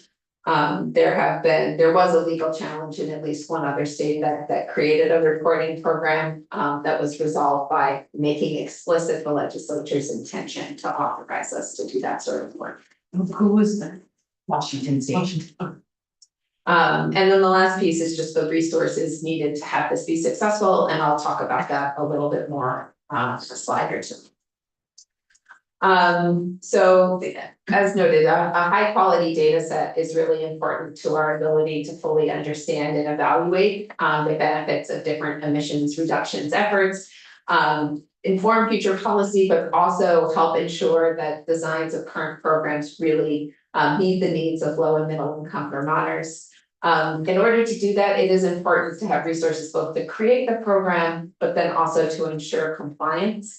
It was striking as we were working on this to learn from the PUC that they estimated only about 55% of entities reported in response to the obligations created under the Clean Heat Standard. And that is a reflection of inadequate funding for compliance related work at the PUC. And so just if this is the basis, it's one thing if this is the basis for designing incentive programs, it's another thing entirely if this is intended to be the basis of a regulatory program, and it's really important to make sure we have complete information. So when we put together the initial proposal in the memo we had submitted back in December, we identified some staff needs, some one-time costs, and some ongoing needs. I've sort of attempted to gray out the one-time costs because as we testified in the House Energy Committee, just given the fact that the staff wouldn't start on July 1st, and then the ongoing costs for maintenance and third-party verification are in all likelihood at least a year out, we believe that with a $500,000 base appropriation, we could meet the needs, the one-time needs and then the ongoing needs, without having a separate ask for one-time money. There's open questions around program scope. The H740 as it came out of the House is narrowed and focused on the transportation and building heat sectors, the RCI sector. This is 70% of the statewide greenhouse gas emissions, so it's a pretty good fight. But there remain questions about whether to incorporate non-energy industry sources or other sectors. I know House Energy had talked about some of the wood fired or biomass fired plants, as well as I think have looked at levels that might even bring in some of the schools that rely on wood fired boilers. So in the end, none of that is in H 740 as it arrived with you all, but those conversations have been had. The approach in H 740 is to amend section 582. And again, this is providing that clear authorization for a program. And just another recognition that we can't do this without additional resources. This is beyond what we have to currently have capacity for. And then I believe in what was forwarded to the committee this morning, are several pieces of supplemental information that may be of interest to the committee as you review the bill, including a summary of state greenhouse gas reporting programs, a little bit more information on emissions by sector here in Vermont, as well as some of those existing reporting requirements. And then I think the part B of this is the data collection strategies from other states. So just a raft of information to inform your deliberations. I think with that, Great. happy to answer questions. Super. Gosh, that was very thorough. I don't have any questions. Thank you. Any other questions from the committee? Yes, go ahead. So is this consistent with what's in the bill at this point? Estimate? Yes. Okay. I believe, just to be clear, I believe House Appropriations stripped the appropriation out of the bill. They advanced the policy bill to you all so that you have the opportunity as you're considering your own appropriation priorities to pull this back in. Which is part of why I probably said resources 18 times. Yeah, and as a result, the language in H 740 has went from having a strict deadline date to contingent on resources. Yeah. Yes. Does your agency support 740? I think there is value, real value in having better data. I think one of the challenges we've seen in conversations around things like the clean heat standard is you end up with dueling experts and opinions about the cost. And it is challenging to answer those questions without a robust data set to underpin it. I also think this kind of data where we're getting information not just on statewide fuel sales, but on types of fuels in geographic areas could help us look at some of the existing incentive programs the state runs and better tailor those to meet the needs of Vermonters in a way we can't now, right? When we adopted the initial climate action plan, the tax department just collected state level information on gallons of fuel sold, not even about fuel type. We worked with them to modify their form, so now we get a breakdown of fuel oil number 2 versus propane versus kerosene that has been helpful, but we still don't know. We know those fuels aren't equally distributed geographically, but we don't know more than that right now. And so this more granular data, I think, allows for better programs. And I was just Sure, sure, go ahead. even if you could introduce yourself. Oh, thank you. Yeah. Jane Lazarchuk, Climate Action Office. There's also a real gap in the data around biofuels, which is a significant component when you're using the data to quantify emissions. So I do just want to flag that. That's actually not in the percentages. Thank you. Some of the deadlines or the time frame that came out of the House technology committee is workable with these numbers. Yeah, I mean, we, correct, Yeah. in terms of standing up the program and having it, Yeah. yes. Okay. Okay. Any other questions at this point? Okay, well, thank you very much. You're welcome. Yeah. Actually, yes, go ahead. you said that something was forwarded to the committee, that's what I was looking for, was it the memo from Yes. December? Okay, Yeah. okay, And then it has appendices behind it. okay, thanks. Okay. Super, thank you so much, and I guess we will shift to Ms. Zurcheck, welcome. No, I, I'm just here. I'm just here. Oh. with you. Sorry. Oh my gosh, Gotta go I've faster. hardly ever needed that. Okay. I need to add. I don't. Okay, great. Super. Biofuels, you already. There we go. Super, thank you. Well, then I guess we'll move on to Mr. Duval. Welcome. Thank you.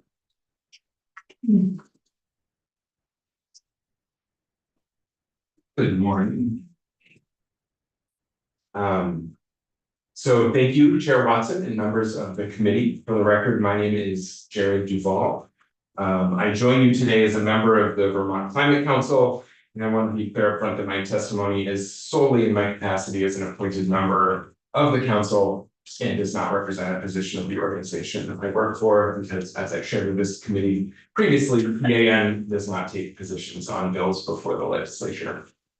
For some background, I have served on the Climate Council since October of 2020, when I was first appointed by the Senate Committee on Committees to serve as the member from a Vermont-based organization with expertise in energy and data analysis.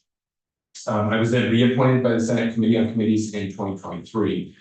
On the council, I chair the Science and Data Subcommittee and also serve on the Cross-Sector Mitigation Subcommittee and the Council's Steering Committee.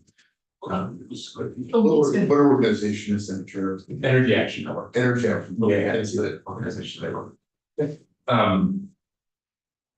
So in my council capacities, I was a co-author of both the initial climate action plan in 2021 and the updated climate action plan that was adopted by the council on July 1st of last year. So I just wanted to share a couple of few reflections about H740.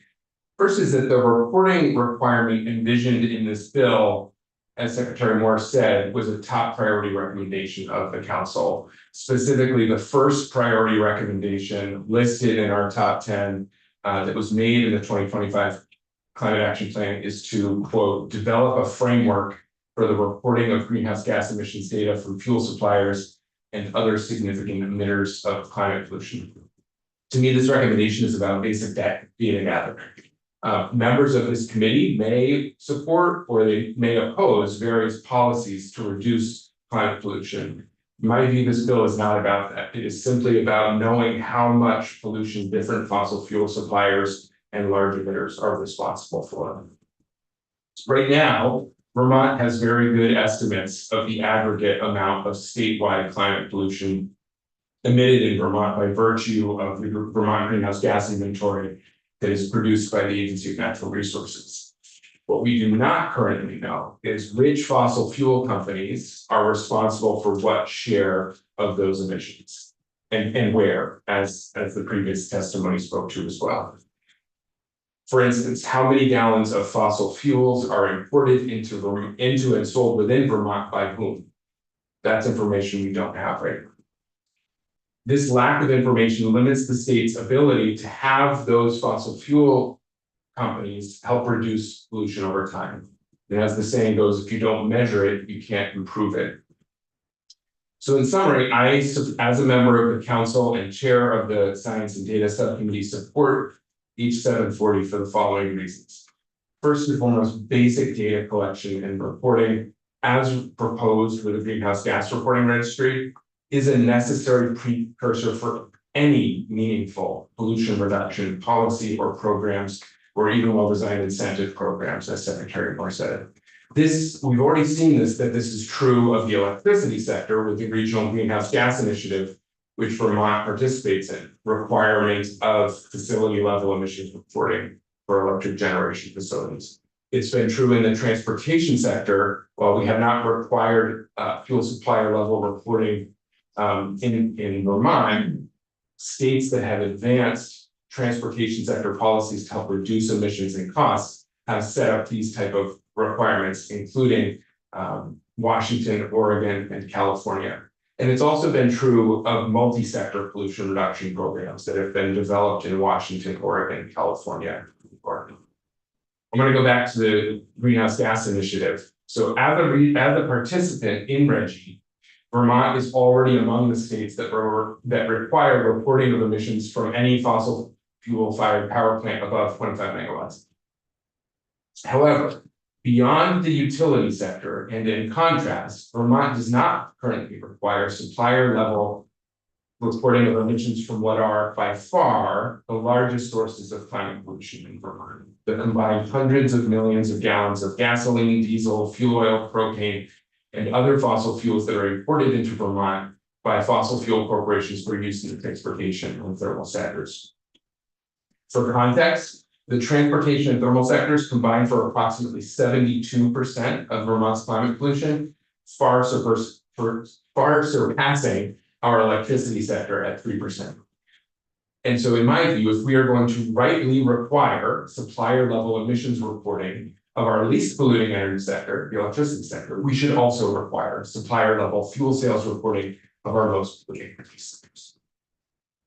Also, as spoken to in Secretary Moore's testimony, I'll just say this for myself. I don't know if I would phrase it in this exact same way, or if she would say it in the same way that I did. But as the federal government becomes a less reliable source of energy emissions data collection and reporting, as we are already seeing from the EPA, I think that it is very important we have a state level reporting requirement to ensure Vermont can track and understand key data necessary to inform broad and specific efforts to protect human and environmental health. And then lastly, for some context, I have to confess that as I've heard conversation about this bill, I've found it a little bit of kind of questioning how the title is being talked about, because it is certainly about the greenhouse gas inventory and greenhouse gas emissions reporting.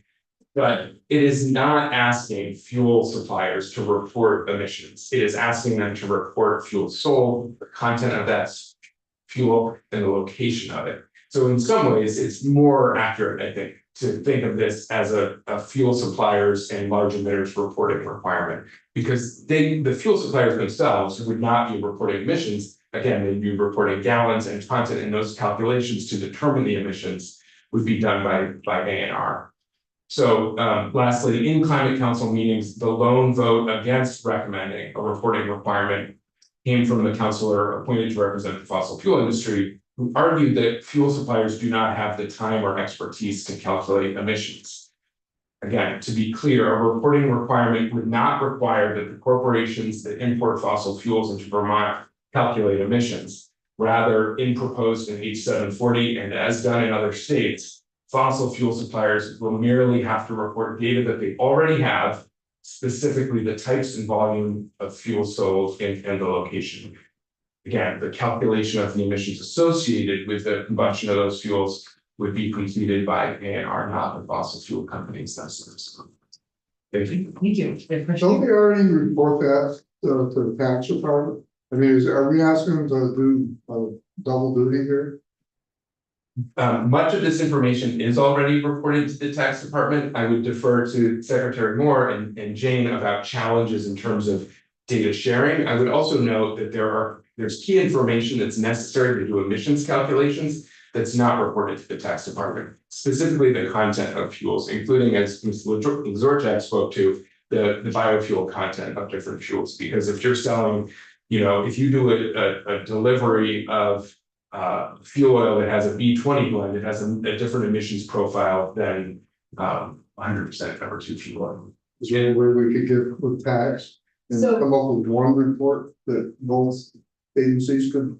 We've had some of those conversations. Tax obviously has some real privacy concerns that extend well beyond fuel reporting and sort of principles that they don't want to cut against, regardless of sort of the need. One of the things we did look into was whether reverse harmonization is possible. Could we collect data that could then be passed to them so that they wouldn't also have to collect it? I would say the jury's still out on that one. It's not as easy as it sounds, but that is an area we can should 740 move forward. That's an area we can continue to dialogue with them about.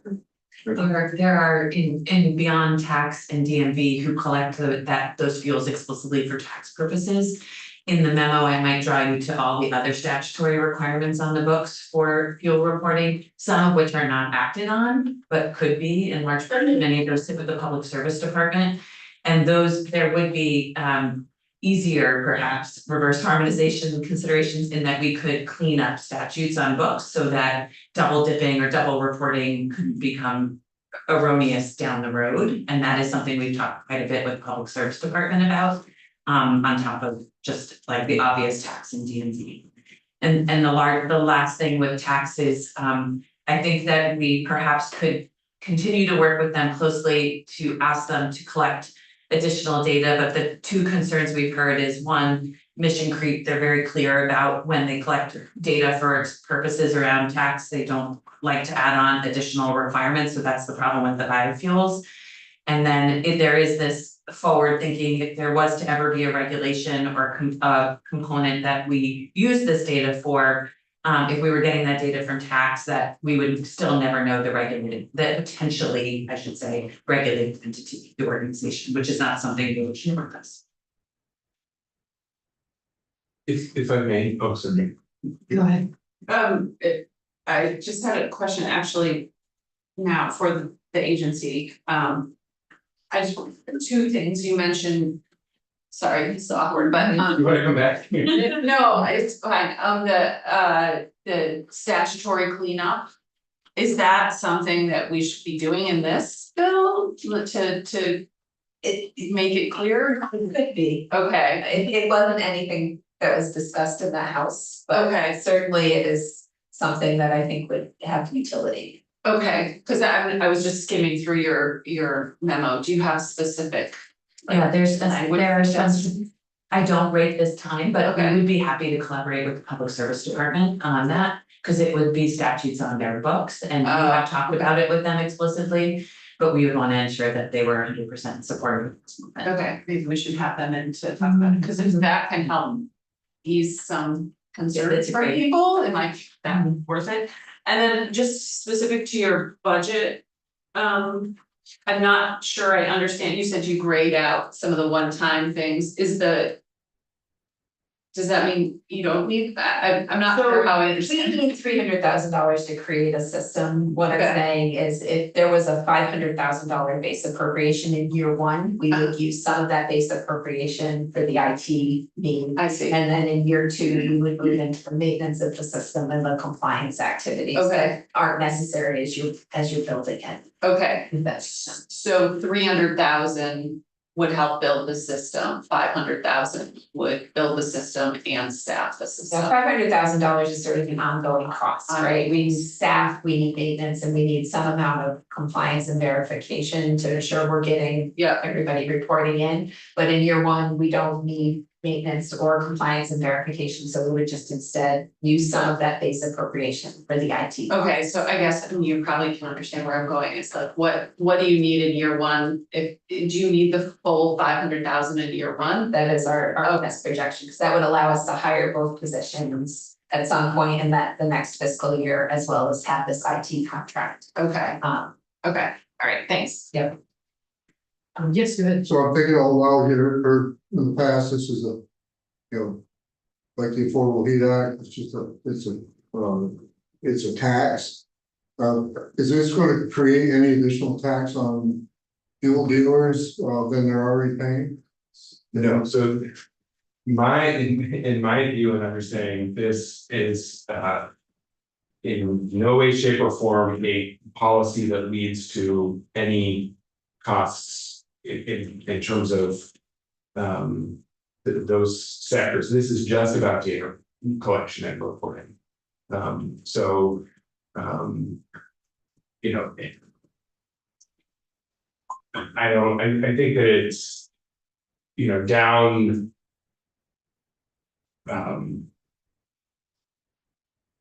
To me, this is just about gathering data to understand how much pollution is produced by different fossil fuel suppliers in different parts of years in Vermont. And what is then done with that data is a whole different set of conversation that future dates.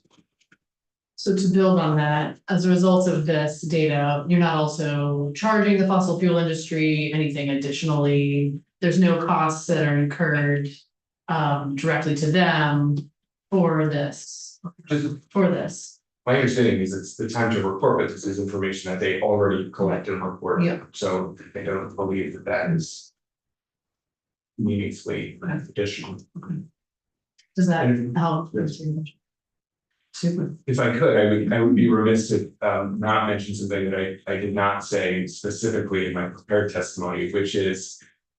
When the Agency of Natural Resources presented the recommendation that led to H740 in terms of a reporting requirement, there was deliberation by the council on that specific recommendation, not just whether we supported it as we did in the climate action plan, but whether we supported the resources necessary to establish the reporting requirements. And that was a near unanimous vote in support of ANR's proposal. And so I just want to say that my support here today as a member of the council isn't just for the idea of a reporting requirement, but is very much strongly for and in alignment with the agency in terms of the request for resources, because as was said earlier, the actually doing this is, and I quote, the language that's in 740 now, contingent upon an appropriation of funds in fiscal year 2027. I have a couple of other questions. So one, and this is sort of for anybody, and I think I know the answer to this question, but I just want to be really clear. So this, I mean, we've talked about it in terms of like this in the transportation and heating sectors, but to the degree that heating or transportation is supplied by electricity, electricity is already sort of covered. We know that data that lives somewhere else, and so it is just fossil fuel based transportation and heating. Yes, yeah, and those emissions don't show up in the inventory under transportation or heating, they show up in the electricity sector. So yeah, so this is really about Okay, fossil fuel transportation. gotcha, okay. And then the other question I have is, just thinking about, so this kind of like supposing we're ever able to find an amount of money to help support this, I guess I'm thinking about the usefulness of driving down people's costs for fossil fuels, which right now are just absolutely, spiking, and it's very scary.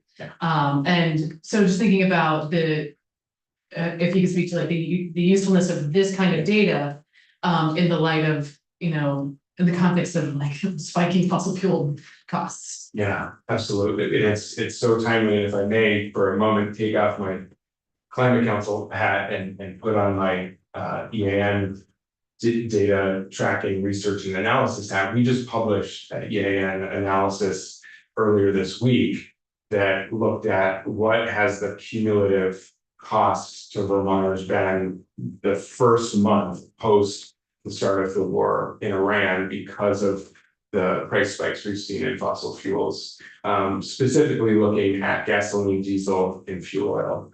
And what we found is an estimated at least $32 million, over $32 million more that was paid for fossil fuels in Vermont in the month, across the month of March, beyond what would have been paid for those fuels if they had remained at their end of February levels before the war started.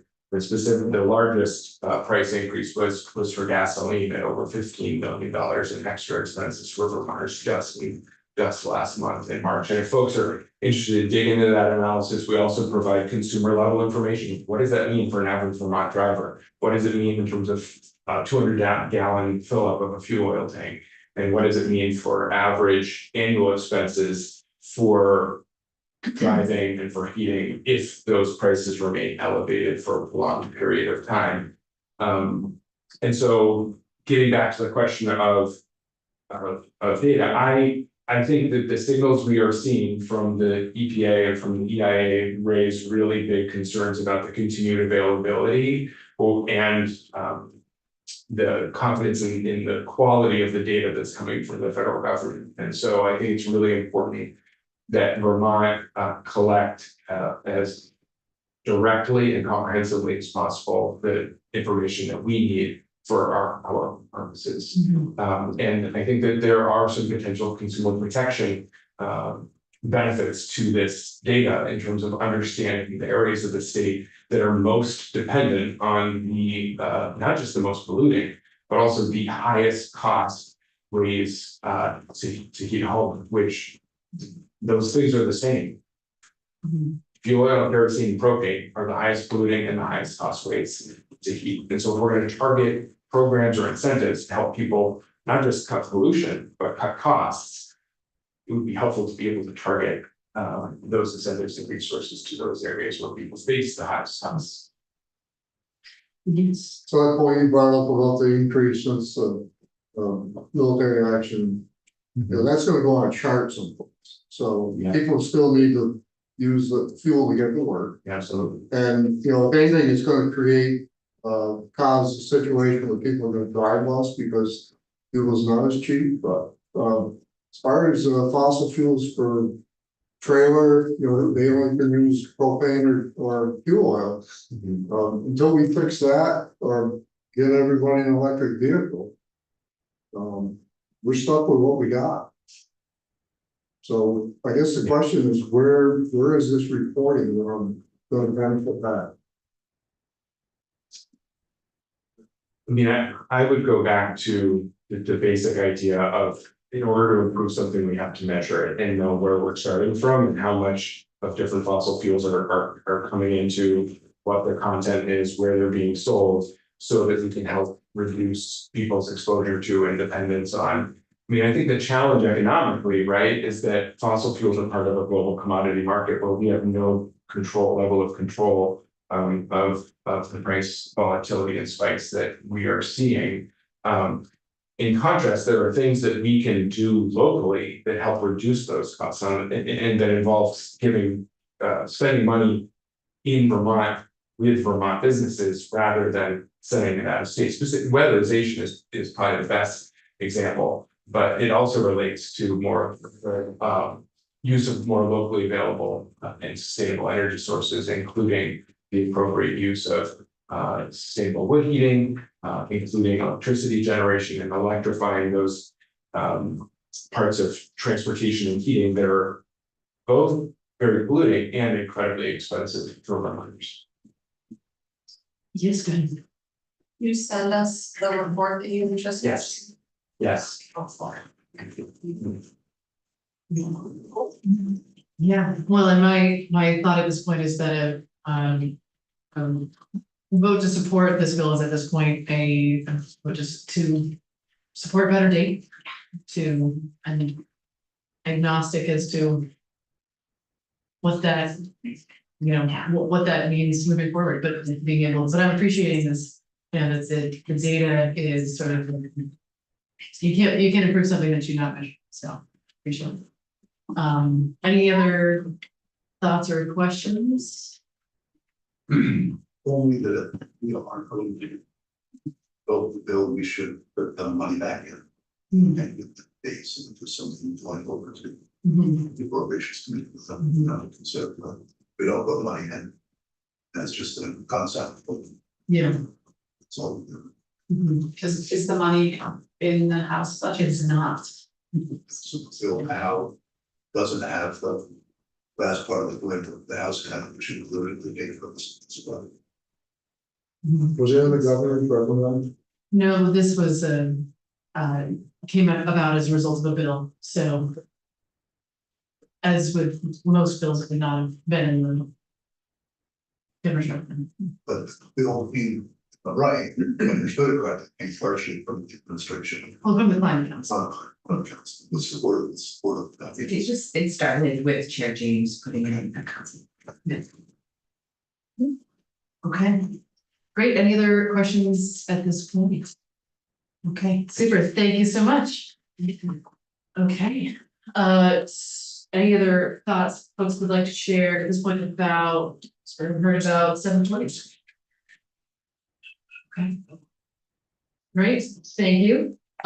So do we anticipate seeing, we do anticipate seeing the governor. Okay, great. So 11:30, we're gonna hear from the PUC. So we're gonna take a break until then. And then we'll have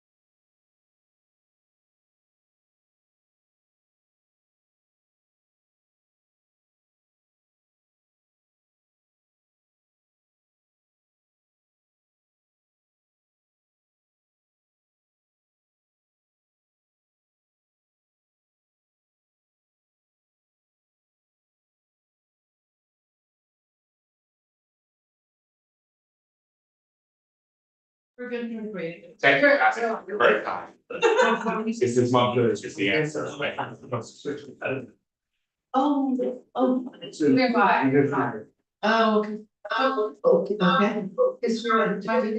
now it's like. No, it's a techno jam now. Okay, all right, this is Senate Natural Resources and Energy, coming back from a break, and you're joined by Mr. McNamara, Chair of the Public Utility Commission. Welcome. And in the context here of we're preparing a budget letter and wanted to just hear from you about how things are going with the PUC budget. Thanks. Glad to be here. So for the record, Ed McNamara, Chair of the PUC. So I was telling you things going well. Yeah, always. Yes. I might remember how to put this to. So I should have set this up earlier. So actually coming It is. great. All right, so I'm not gonna provide the overviews, and sorry, just for context. I sent to Jude the slides that I've used for both House and Senate appropriations. Recognize that you're not diving into the same level of detail, so I'm just gonna do a very, very high level overview. Hopefully you know who we are, we've showed up a couple of times. So FY27 budget. So our proposed budget is roughly 5.3 million. So it's an increase of a little bit less than 3%, so 2.8% above FY26.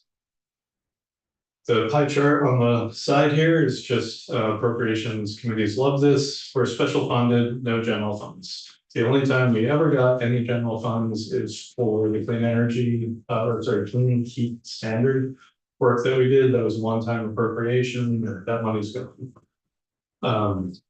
So FY27, we're asking for to use 5.3 million roughly of special funds. Most of our funding comes from gross receipts tax. That's about 90. I think we'll see my slides here. 97% of our funding. Application fees make up about 3%. There's a little bit on bill back for quarter time, a little bit of that. It's pretty negligible. Salaries and benefits make up about 87% of the commission's budget. We do not have, we don't own state parks, we don't own, access points for fishing, any of that kind of stuff. So our budget is very straightforward.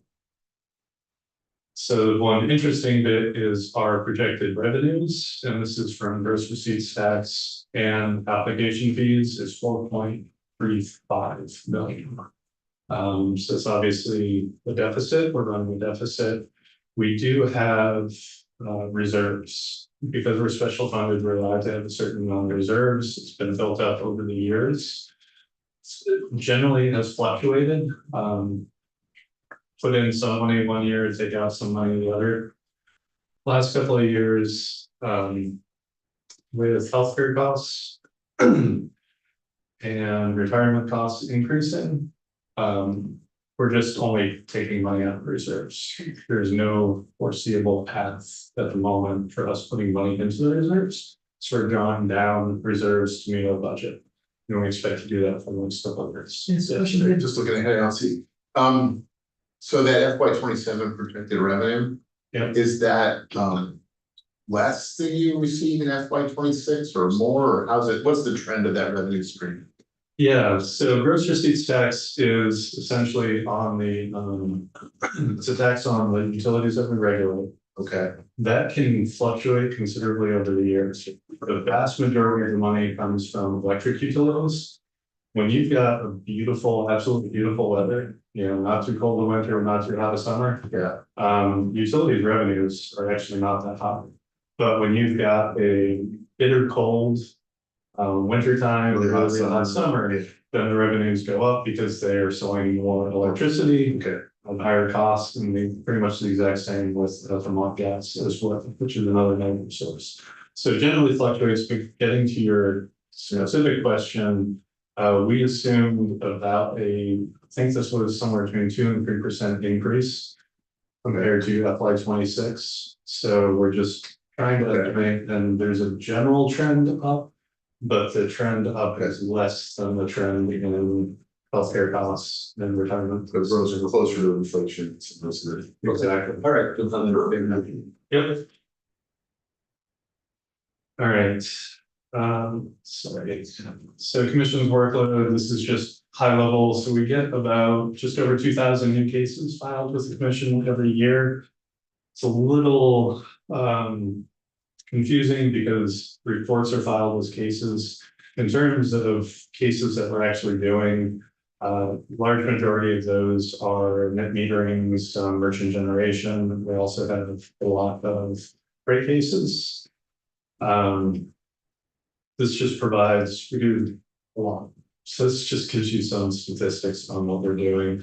I do have a slide. You charge fees for all those cases and filings, right? We charge application fees only for what we call merchant generation or merchant storage. Those are projects that are not directly funded by the electric utility. Because the electric utility is paying the gross receipts tax, we don't actually charge them anything. But when you've got Encore is one of the larger sort of Vermont-based solar developers, when they propose a project, that's their own capital that they're raising. It's not associated directly with the utility, so they pay an application fee. And that application fee goes both to the Department of Public Service and to us. We get about 40% of the fee, and the department gets 60%. So a net meter, 5 kilowatts on the roof, do they pay you a fee? They do. Okay. And honestly, those are flat fees. Okay, but they can, Okay. Yeah, no one time fee. It's a one-time fee for all of these. For the most part, it's the smaller projects just pay a flat fee. Once you get to significant size projects that we expect to have a lot of litigation, then those pay a per kilowatt fee. And end up paying a fair amount. So this is, again, just talked about workload a little bit. We do have certain timeframes that we try to resolve cases. There's obviously outliers, and some of the outliers are not great, but generally we get cases and we try to resolve them as quickly as possible. The most significant impact or the most significant changes here for when we don't resolve cases are when you have interveners, adjoining landowner, for example, hates a project, and also depends on the developer. Some developers are very just automatically try to work with the adjoining landowners. Others take the view of this is a good project that we're proposing, we're just going to push forward. So some of the cases that are heavily litigated can drag on for quite a while, and that's because interveners should have all the appropriate rights to intervene to be able to say their piece. So we try not to shortcut the process and try to administer relatively efficiently. This is a list of just major things that we're working on. I was just looking at my schedule. So just in June, we have hearings on GMP's multi-year rate plan. This is they have a 4-year plan where we estimate what their capital costs are and look at the potential fluctuations in their costs. And so that multi-year rate plan is up for renewal. So we have hearings on that in addition to at the same time we're having hearings on GMP's 7.5% rate increase requests. So we've got those coming up in June. We've got a smart gas pipeline. This is not a new pipeline. This is the one that's been litigated for years. So we've got hearings in early July. And then every 3 years, the energy efficiency utilities do what's called a demand resource plan proceeding. And that's where we set their budget and also authorize what they're going to be working on. So those hearings are likely coming summer as well. So 3 fairly significant projects. And then of course we have rate cases, we have Hyde Park happening. And then, oh, actually, sorry, I was talking about the next slide. These are cases that we're currently working on. Last year, we actually had a lot of changes a lot of studies based on things that you asked us to look at, for example, single plants. That hasn't shown up here yet. Mike. Energy savings account, customer credit, these are energy efficiency programs. And then some various reports, low and moderate income.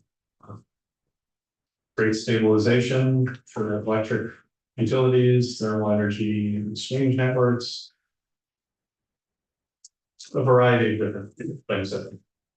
So I've already talked through, but this is really the meat of it, which is FY26 budget was 5.14 million.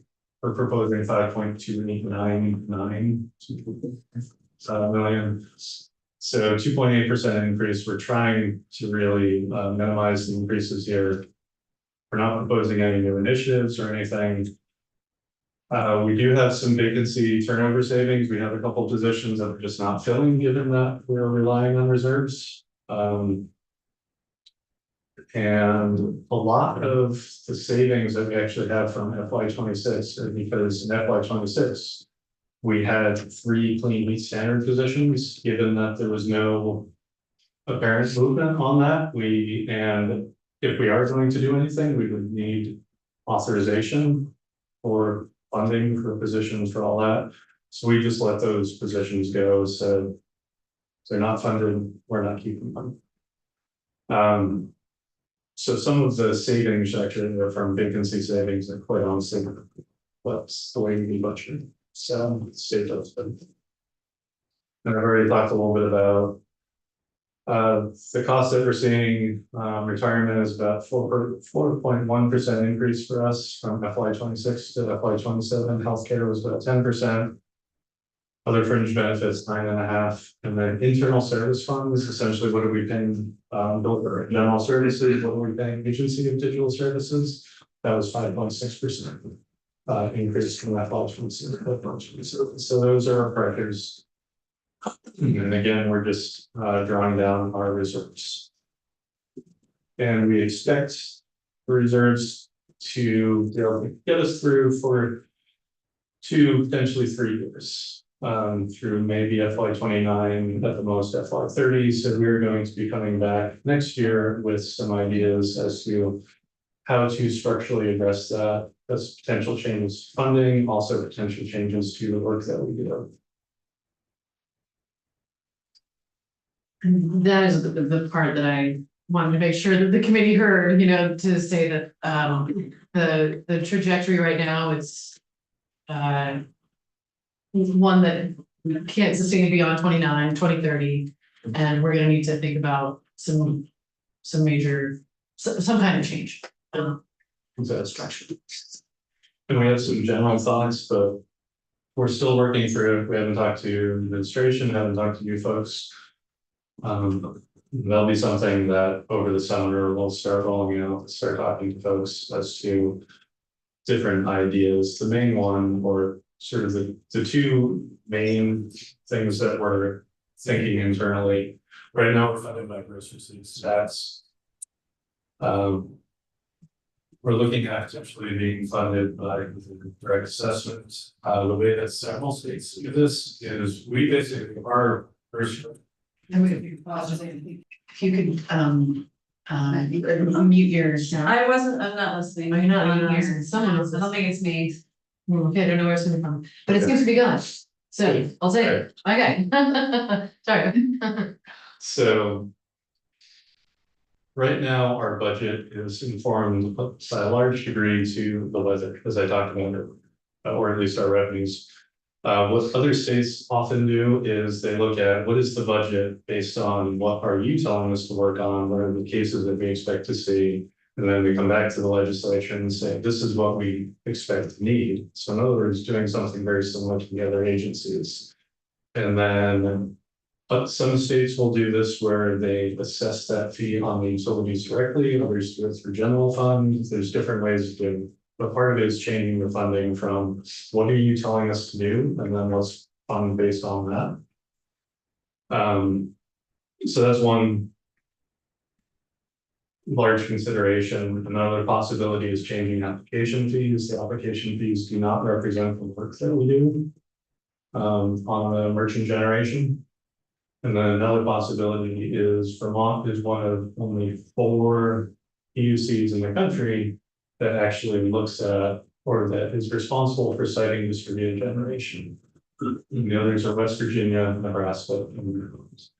So one possibility would be look at Act 250 and local zoning for siting merchant generation consistent with a large portion of other states. And we'll also just caveat that a large portion of states have local zoning looking at the small scale generation.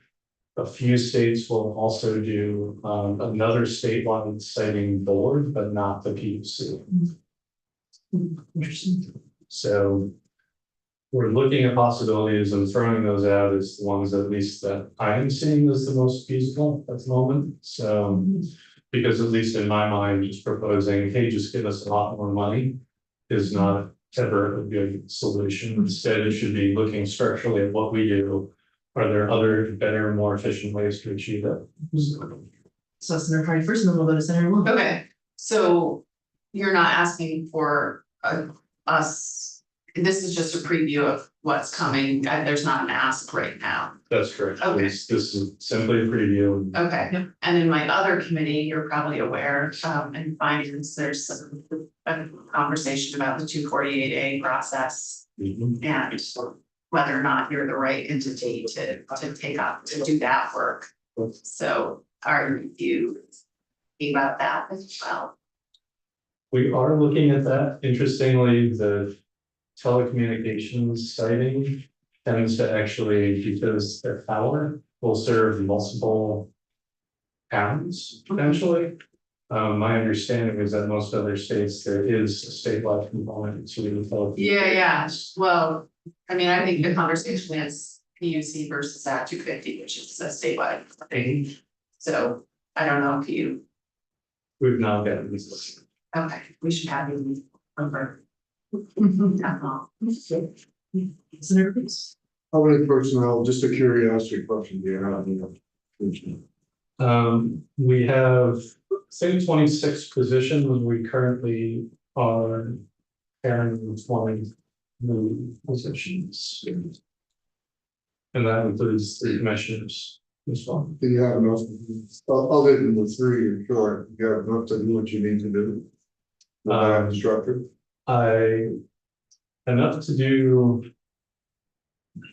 the work currently. I have been very clear to different committees that when they say, oh, the PUC should just do this study, I said, that's great, we don't have the resources to do, we're treading water at the moment, and it depends on what happens in any given year. We have no control over, it's not like we have an estimate of every month, this is how many cases come in. As I mentioned before, we have a couple major cases all coming to a head at the same time. So it just means a lot of nights a week for a bunch of folks for the summer. We also, another answer to your question too, is I'm sure there's plenty of folks who wish we could do things faster. And we're not doing things faster, and I don't see us moving projects faster than we currently are. There's a few outliers that I think we can improve on, but for the most part, if people want more efficient and quicker turnaround, then we need more resources. But if people are content with how we're processing things. Okay, any other questions at this point? How much time do you spend on as like another project, on the smaller projects that you think you might be able to do somewhere else? Yeah, it's difficult to answer that because it entirely depends. If somebody who's very good, comes well prepared, has talked to all the neighbors, has everything resolved when it gets to us, goes through very smoothly, very quickly. When there is concerns, and I'm not saying it's fully up to the developers as to whether or not they sort of worked well with the neighbors, that's not fair, because it depends. When it's a heavily litigated case, it can drag on for a year. With respect to the small, like rooftop solar, those are absent some objection, those net metering under 15 or so, 15 kilowatts or so, so basically the rooftop. Those are deemed issued after 15 days unless somebody objects. What we've run into though is amendments where some of the developers don't necessarily seem to understand the rules, and we spend a lot of hours going back and forth of I can't do something or can't. So you occasionally have like one or two outliers that makes the statistics a little difficult. Most of the projects go through fairly. Great. Super. Any other questions at this point? Okay, well, thank you so much. Really appreciate you taking time to come update us. It's good to know the lay of the land and what's coming down the road. So, All right, thanks very much. thank you. Okay, all right, so we do have a little bit of time to talk about our budget letter. Right.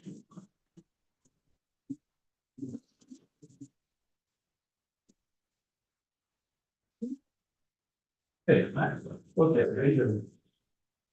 Okay.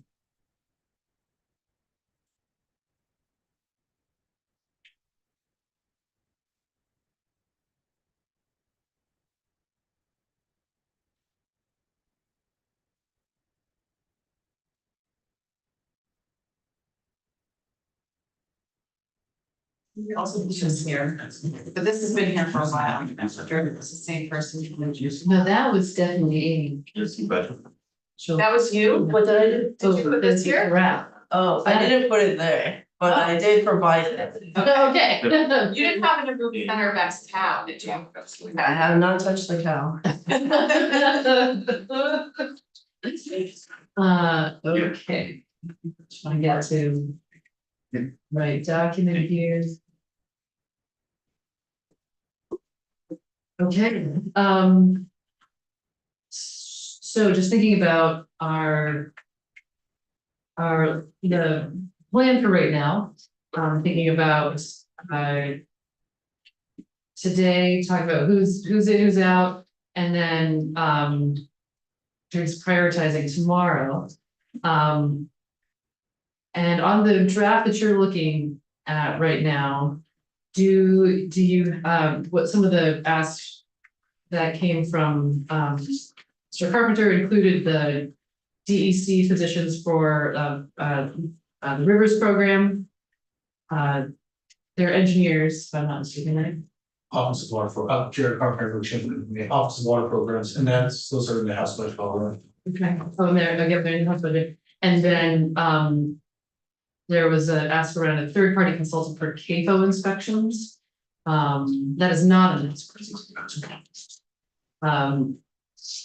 We've also been asked about the slow camp program, which would be an extension of a pilot that funds acceptable management practices in logging to maintain clean water.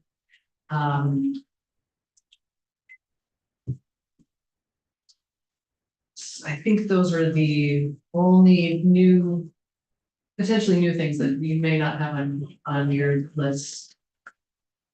Anything else that's in the broad scope?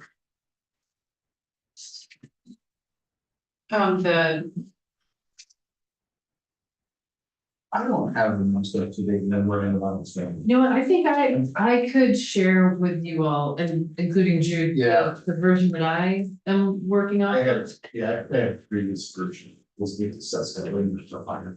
And you're asking, are there things that are not already? Right, yeah. And are we gonna sort of categorize things, if they're already in the house budget?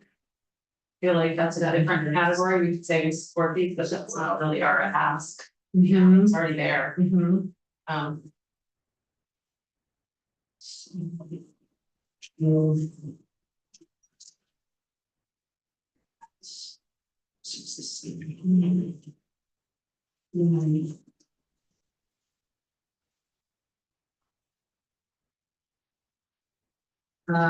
So sort of, are you thinking if we could categorize them by?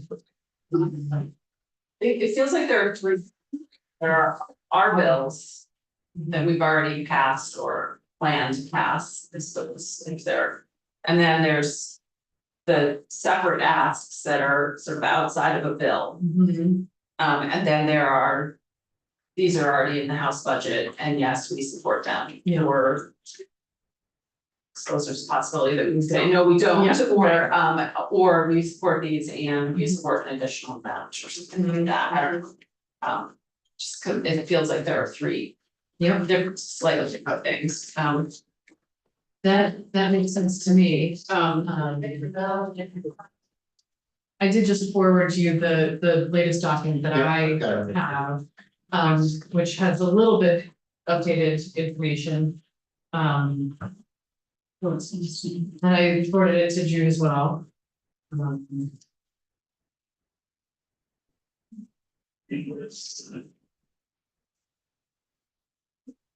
Oh, you know what's not included, oh, no, wait, okay, I have not changed the dam safety bill, I should say that that's H778. And the greenhouse inventory bill is H740, say that.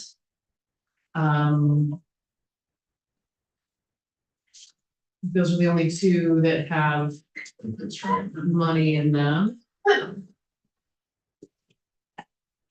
and I would just say the farm security fund is a bill that the Senate passed, and that should go on the bills list. Oh, okay, oh, yes, that was what, S60? S60. S60, okay, yep. That, yeah, makes sense to me.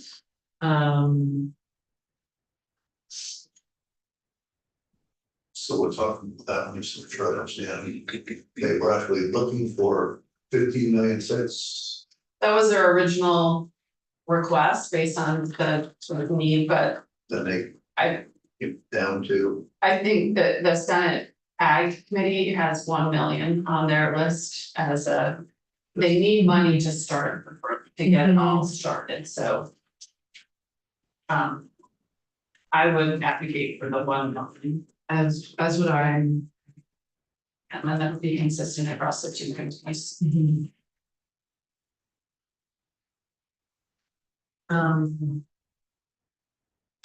If there's more tomorrow, so we can have everybody here. Yes, we are planning to do this more tomorrow. There's one other issue that I do want to flag, and if we can get Jason Batchelder in tomorrow, we can try to do tomorrow. He's away this week. Okay, that's right, because we were gonna have him in earlier, and then he couldn't. But one other issue that I want to flag is, if you recall, if the Fish and Wildlife wanted to create a new kind of license for access to the, maybe not license, might not be the right word, but fee for using the access points.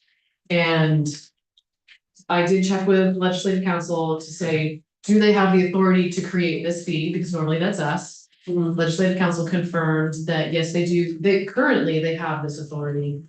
That pitch did not go so well in the House. The House said, not only are we going to disagree with the creation of this fee, we're going to strip you of the authority to create this. But they did backfill the budget, so there's money in the House budget now, it's like $50,000. That is intended to be a replacement for what they would have gotten if they had instituted some kind of a fee for access points, if you're not using them for hunting or fishing. One possibility is that we agree with that, and I wish we had Commissioner Batchelder to talk about this, but one possibility is that we agree with the House that they do not have that authority, they shouldn't have that authority, and we can give them the money that they would have gotten, because fair enough, they're in a tight budgetary situation. Another possibility is that we say, if it's just about these public access points, that maybe that's okay. That feels like kind of a bigger issue than just the last day of our budget. I agree, I agree. To talk about. I agree. So, yep, well, maybe that's something that we can build in for next week. I know, maybe this, maybe it's separate. him for next week. Okay, so maybe this could be separate from our budget letter, but something that we may want to weigh in on. Yeah. Yeah. So I'd like more information on, Yes, said they. Stripped that out, but not only did they do that, but I mhm. don't know what more for the bond. What authority did they? So So- they, according to our legislative council, they do have currently the authority to create such a fee. But, yes, but the House language removes that authority, Budget. But gives them money. I think it's, but gives them money, I believe it's, I'll double check that, but I believe it's in the budget. Get in the budget. Yeah. No, it's not in the budget, it's sort of good. Page 933, which finance is Oh. gonna walk through this afternoon. Is that the yield bill? Oh, it's in the yield bill. Oh, It's. There's a lot of weird stuff in the yield bill. okay. Well, I'm gonna put a pin in this one for more conversation. Okay. Okay. Okay, thank you. So we'll discuss this more tomorrow. And so with that, we will adjourn. Thank you. Thank you.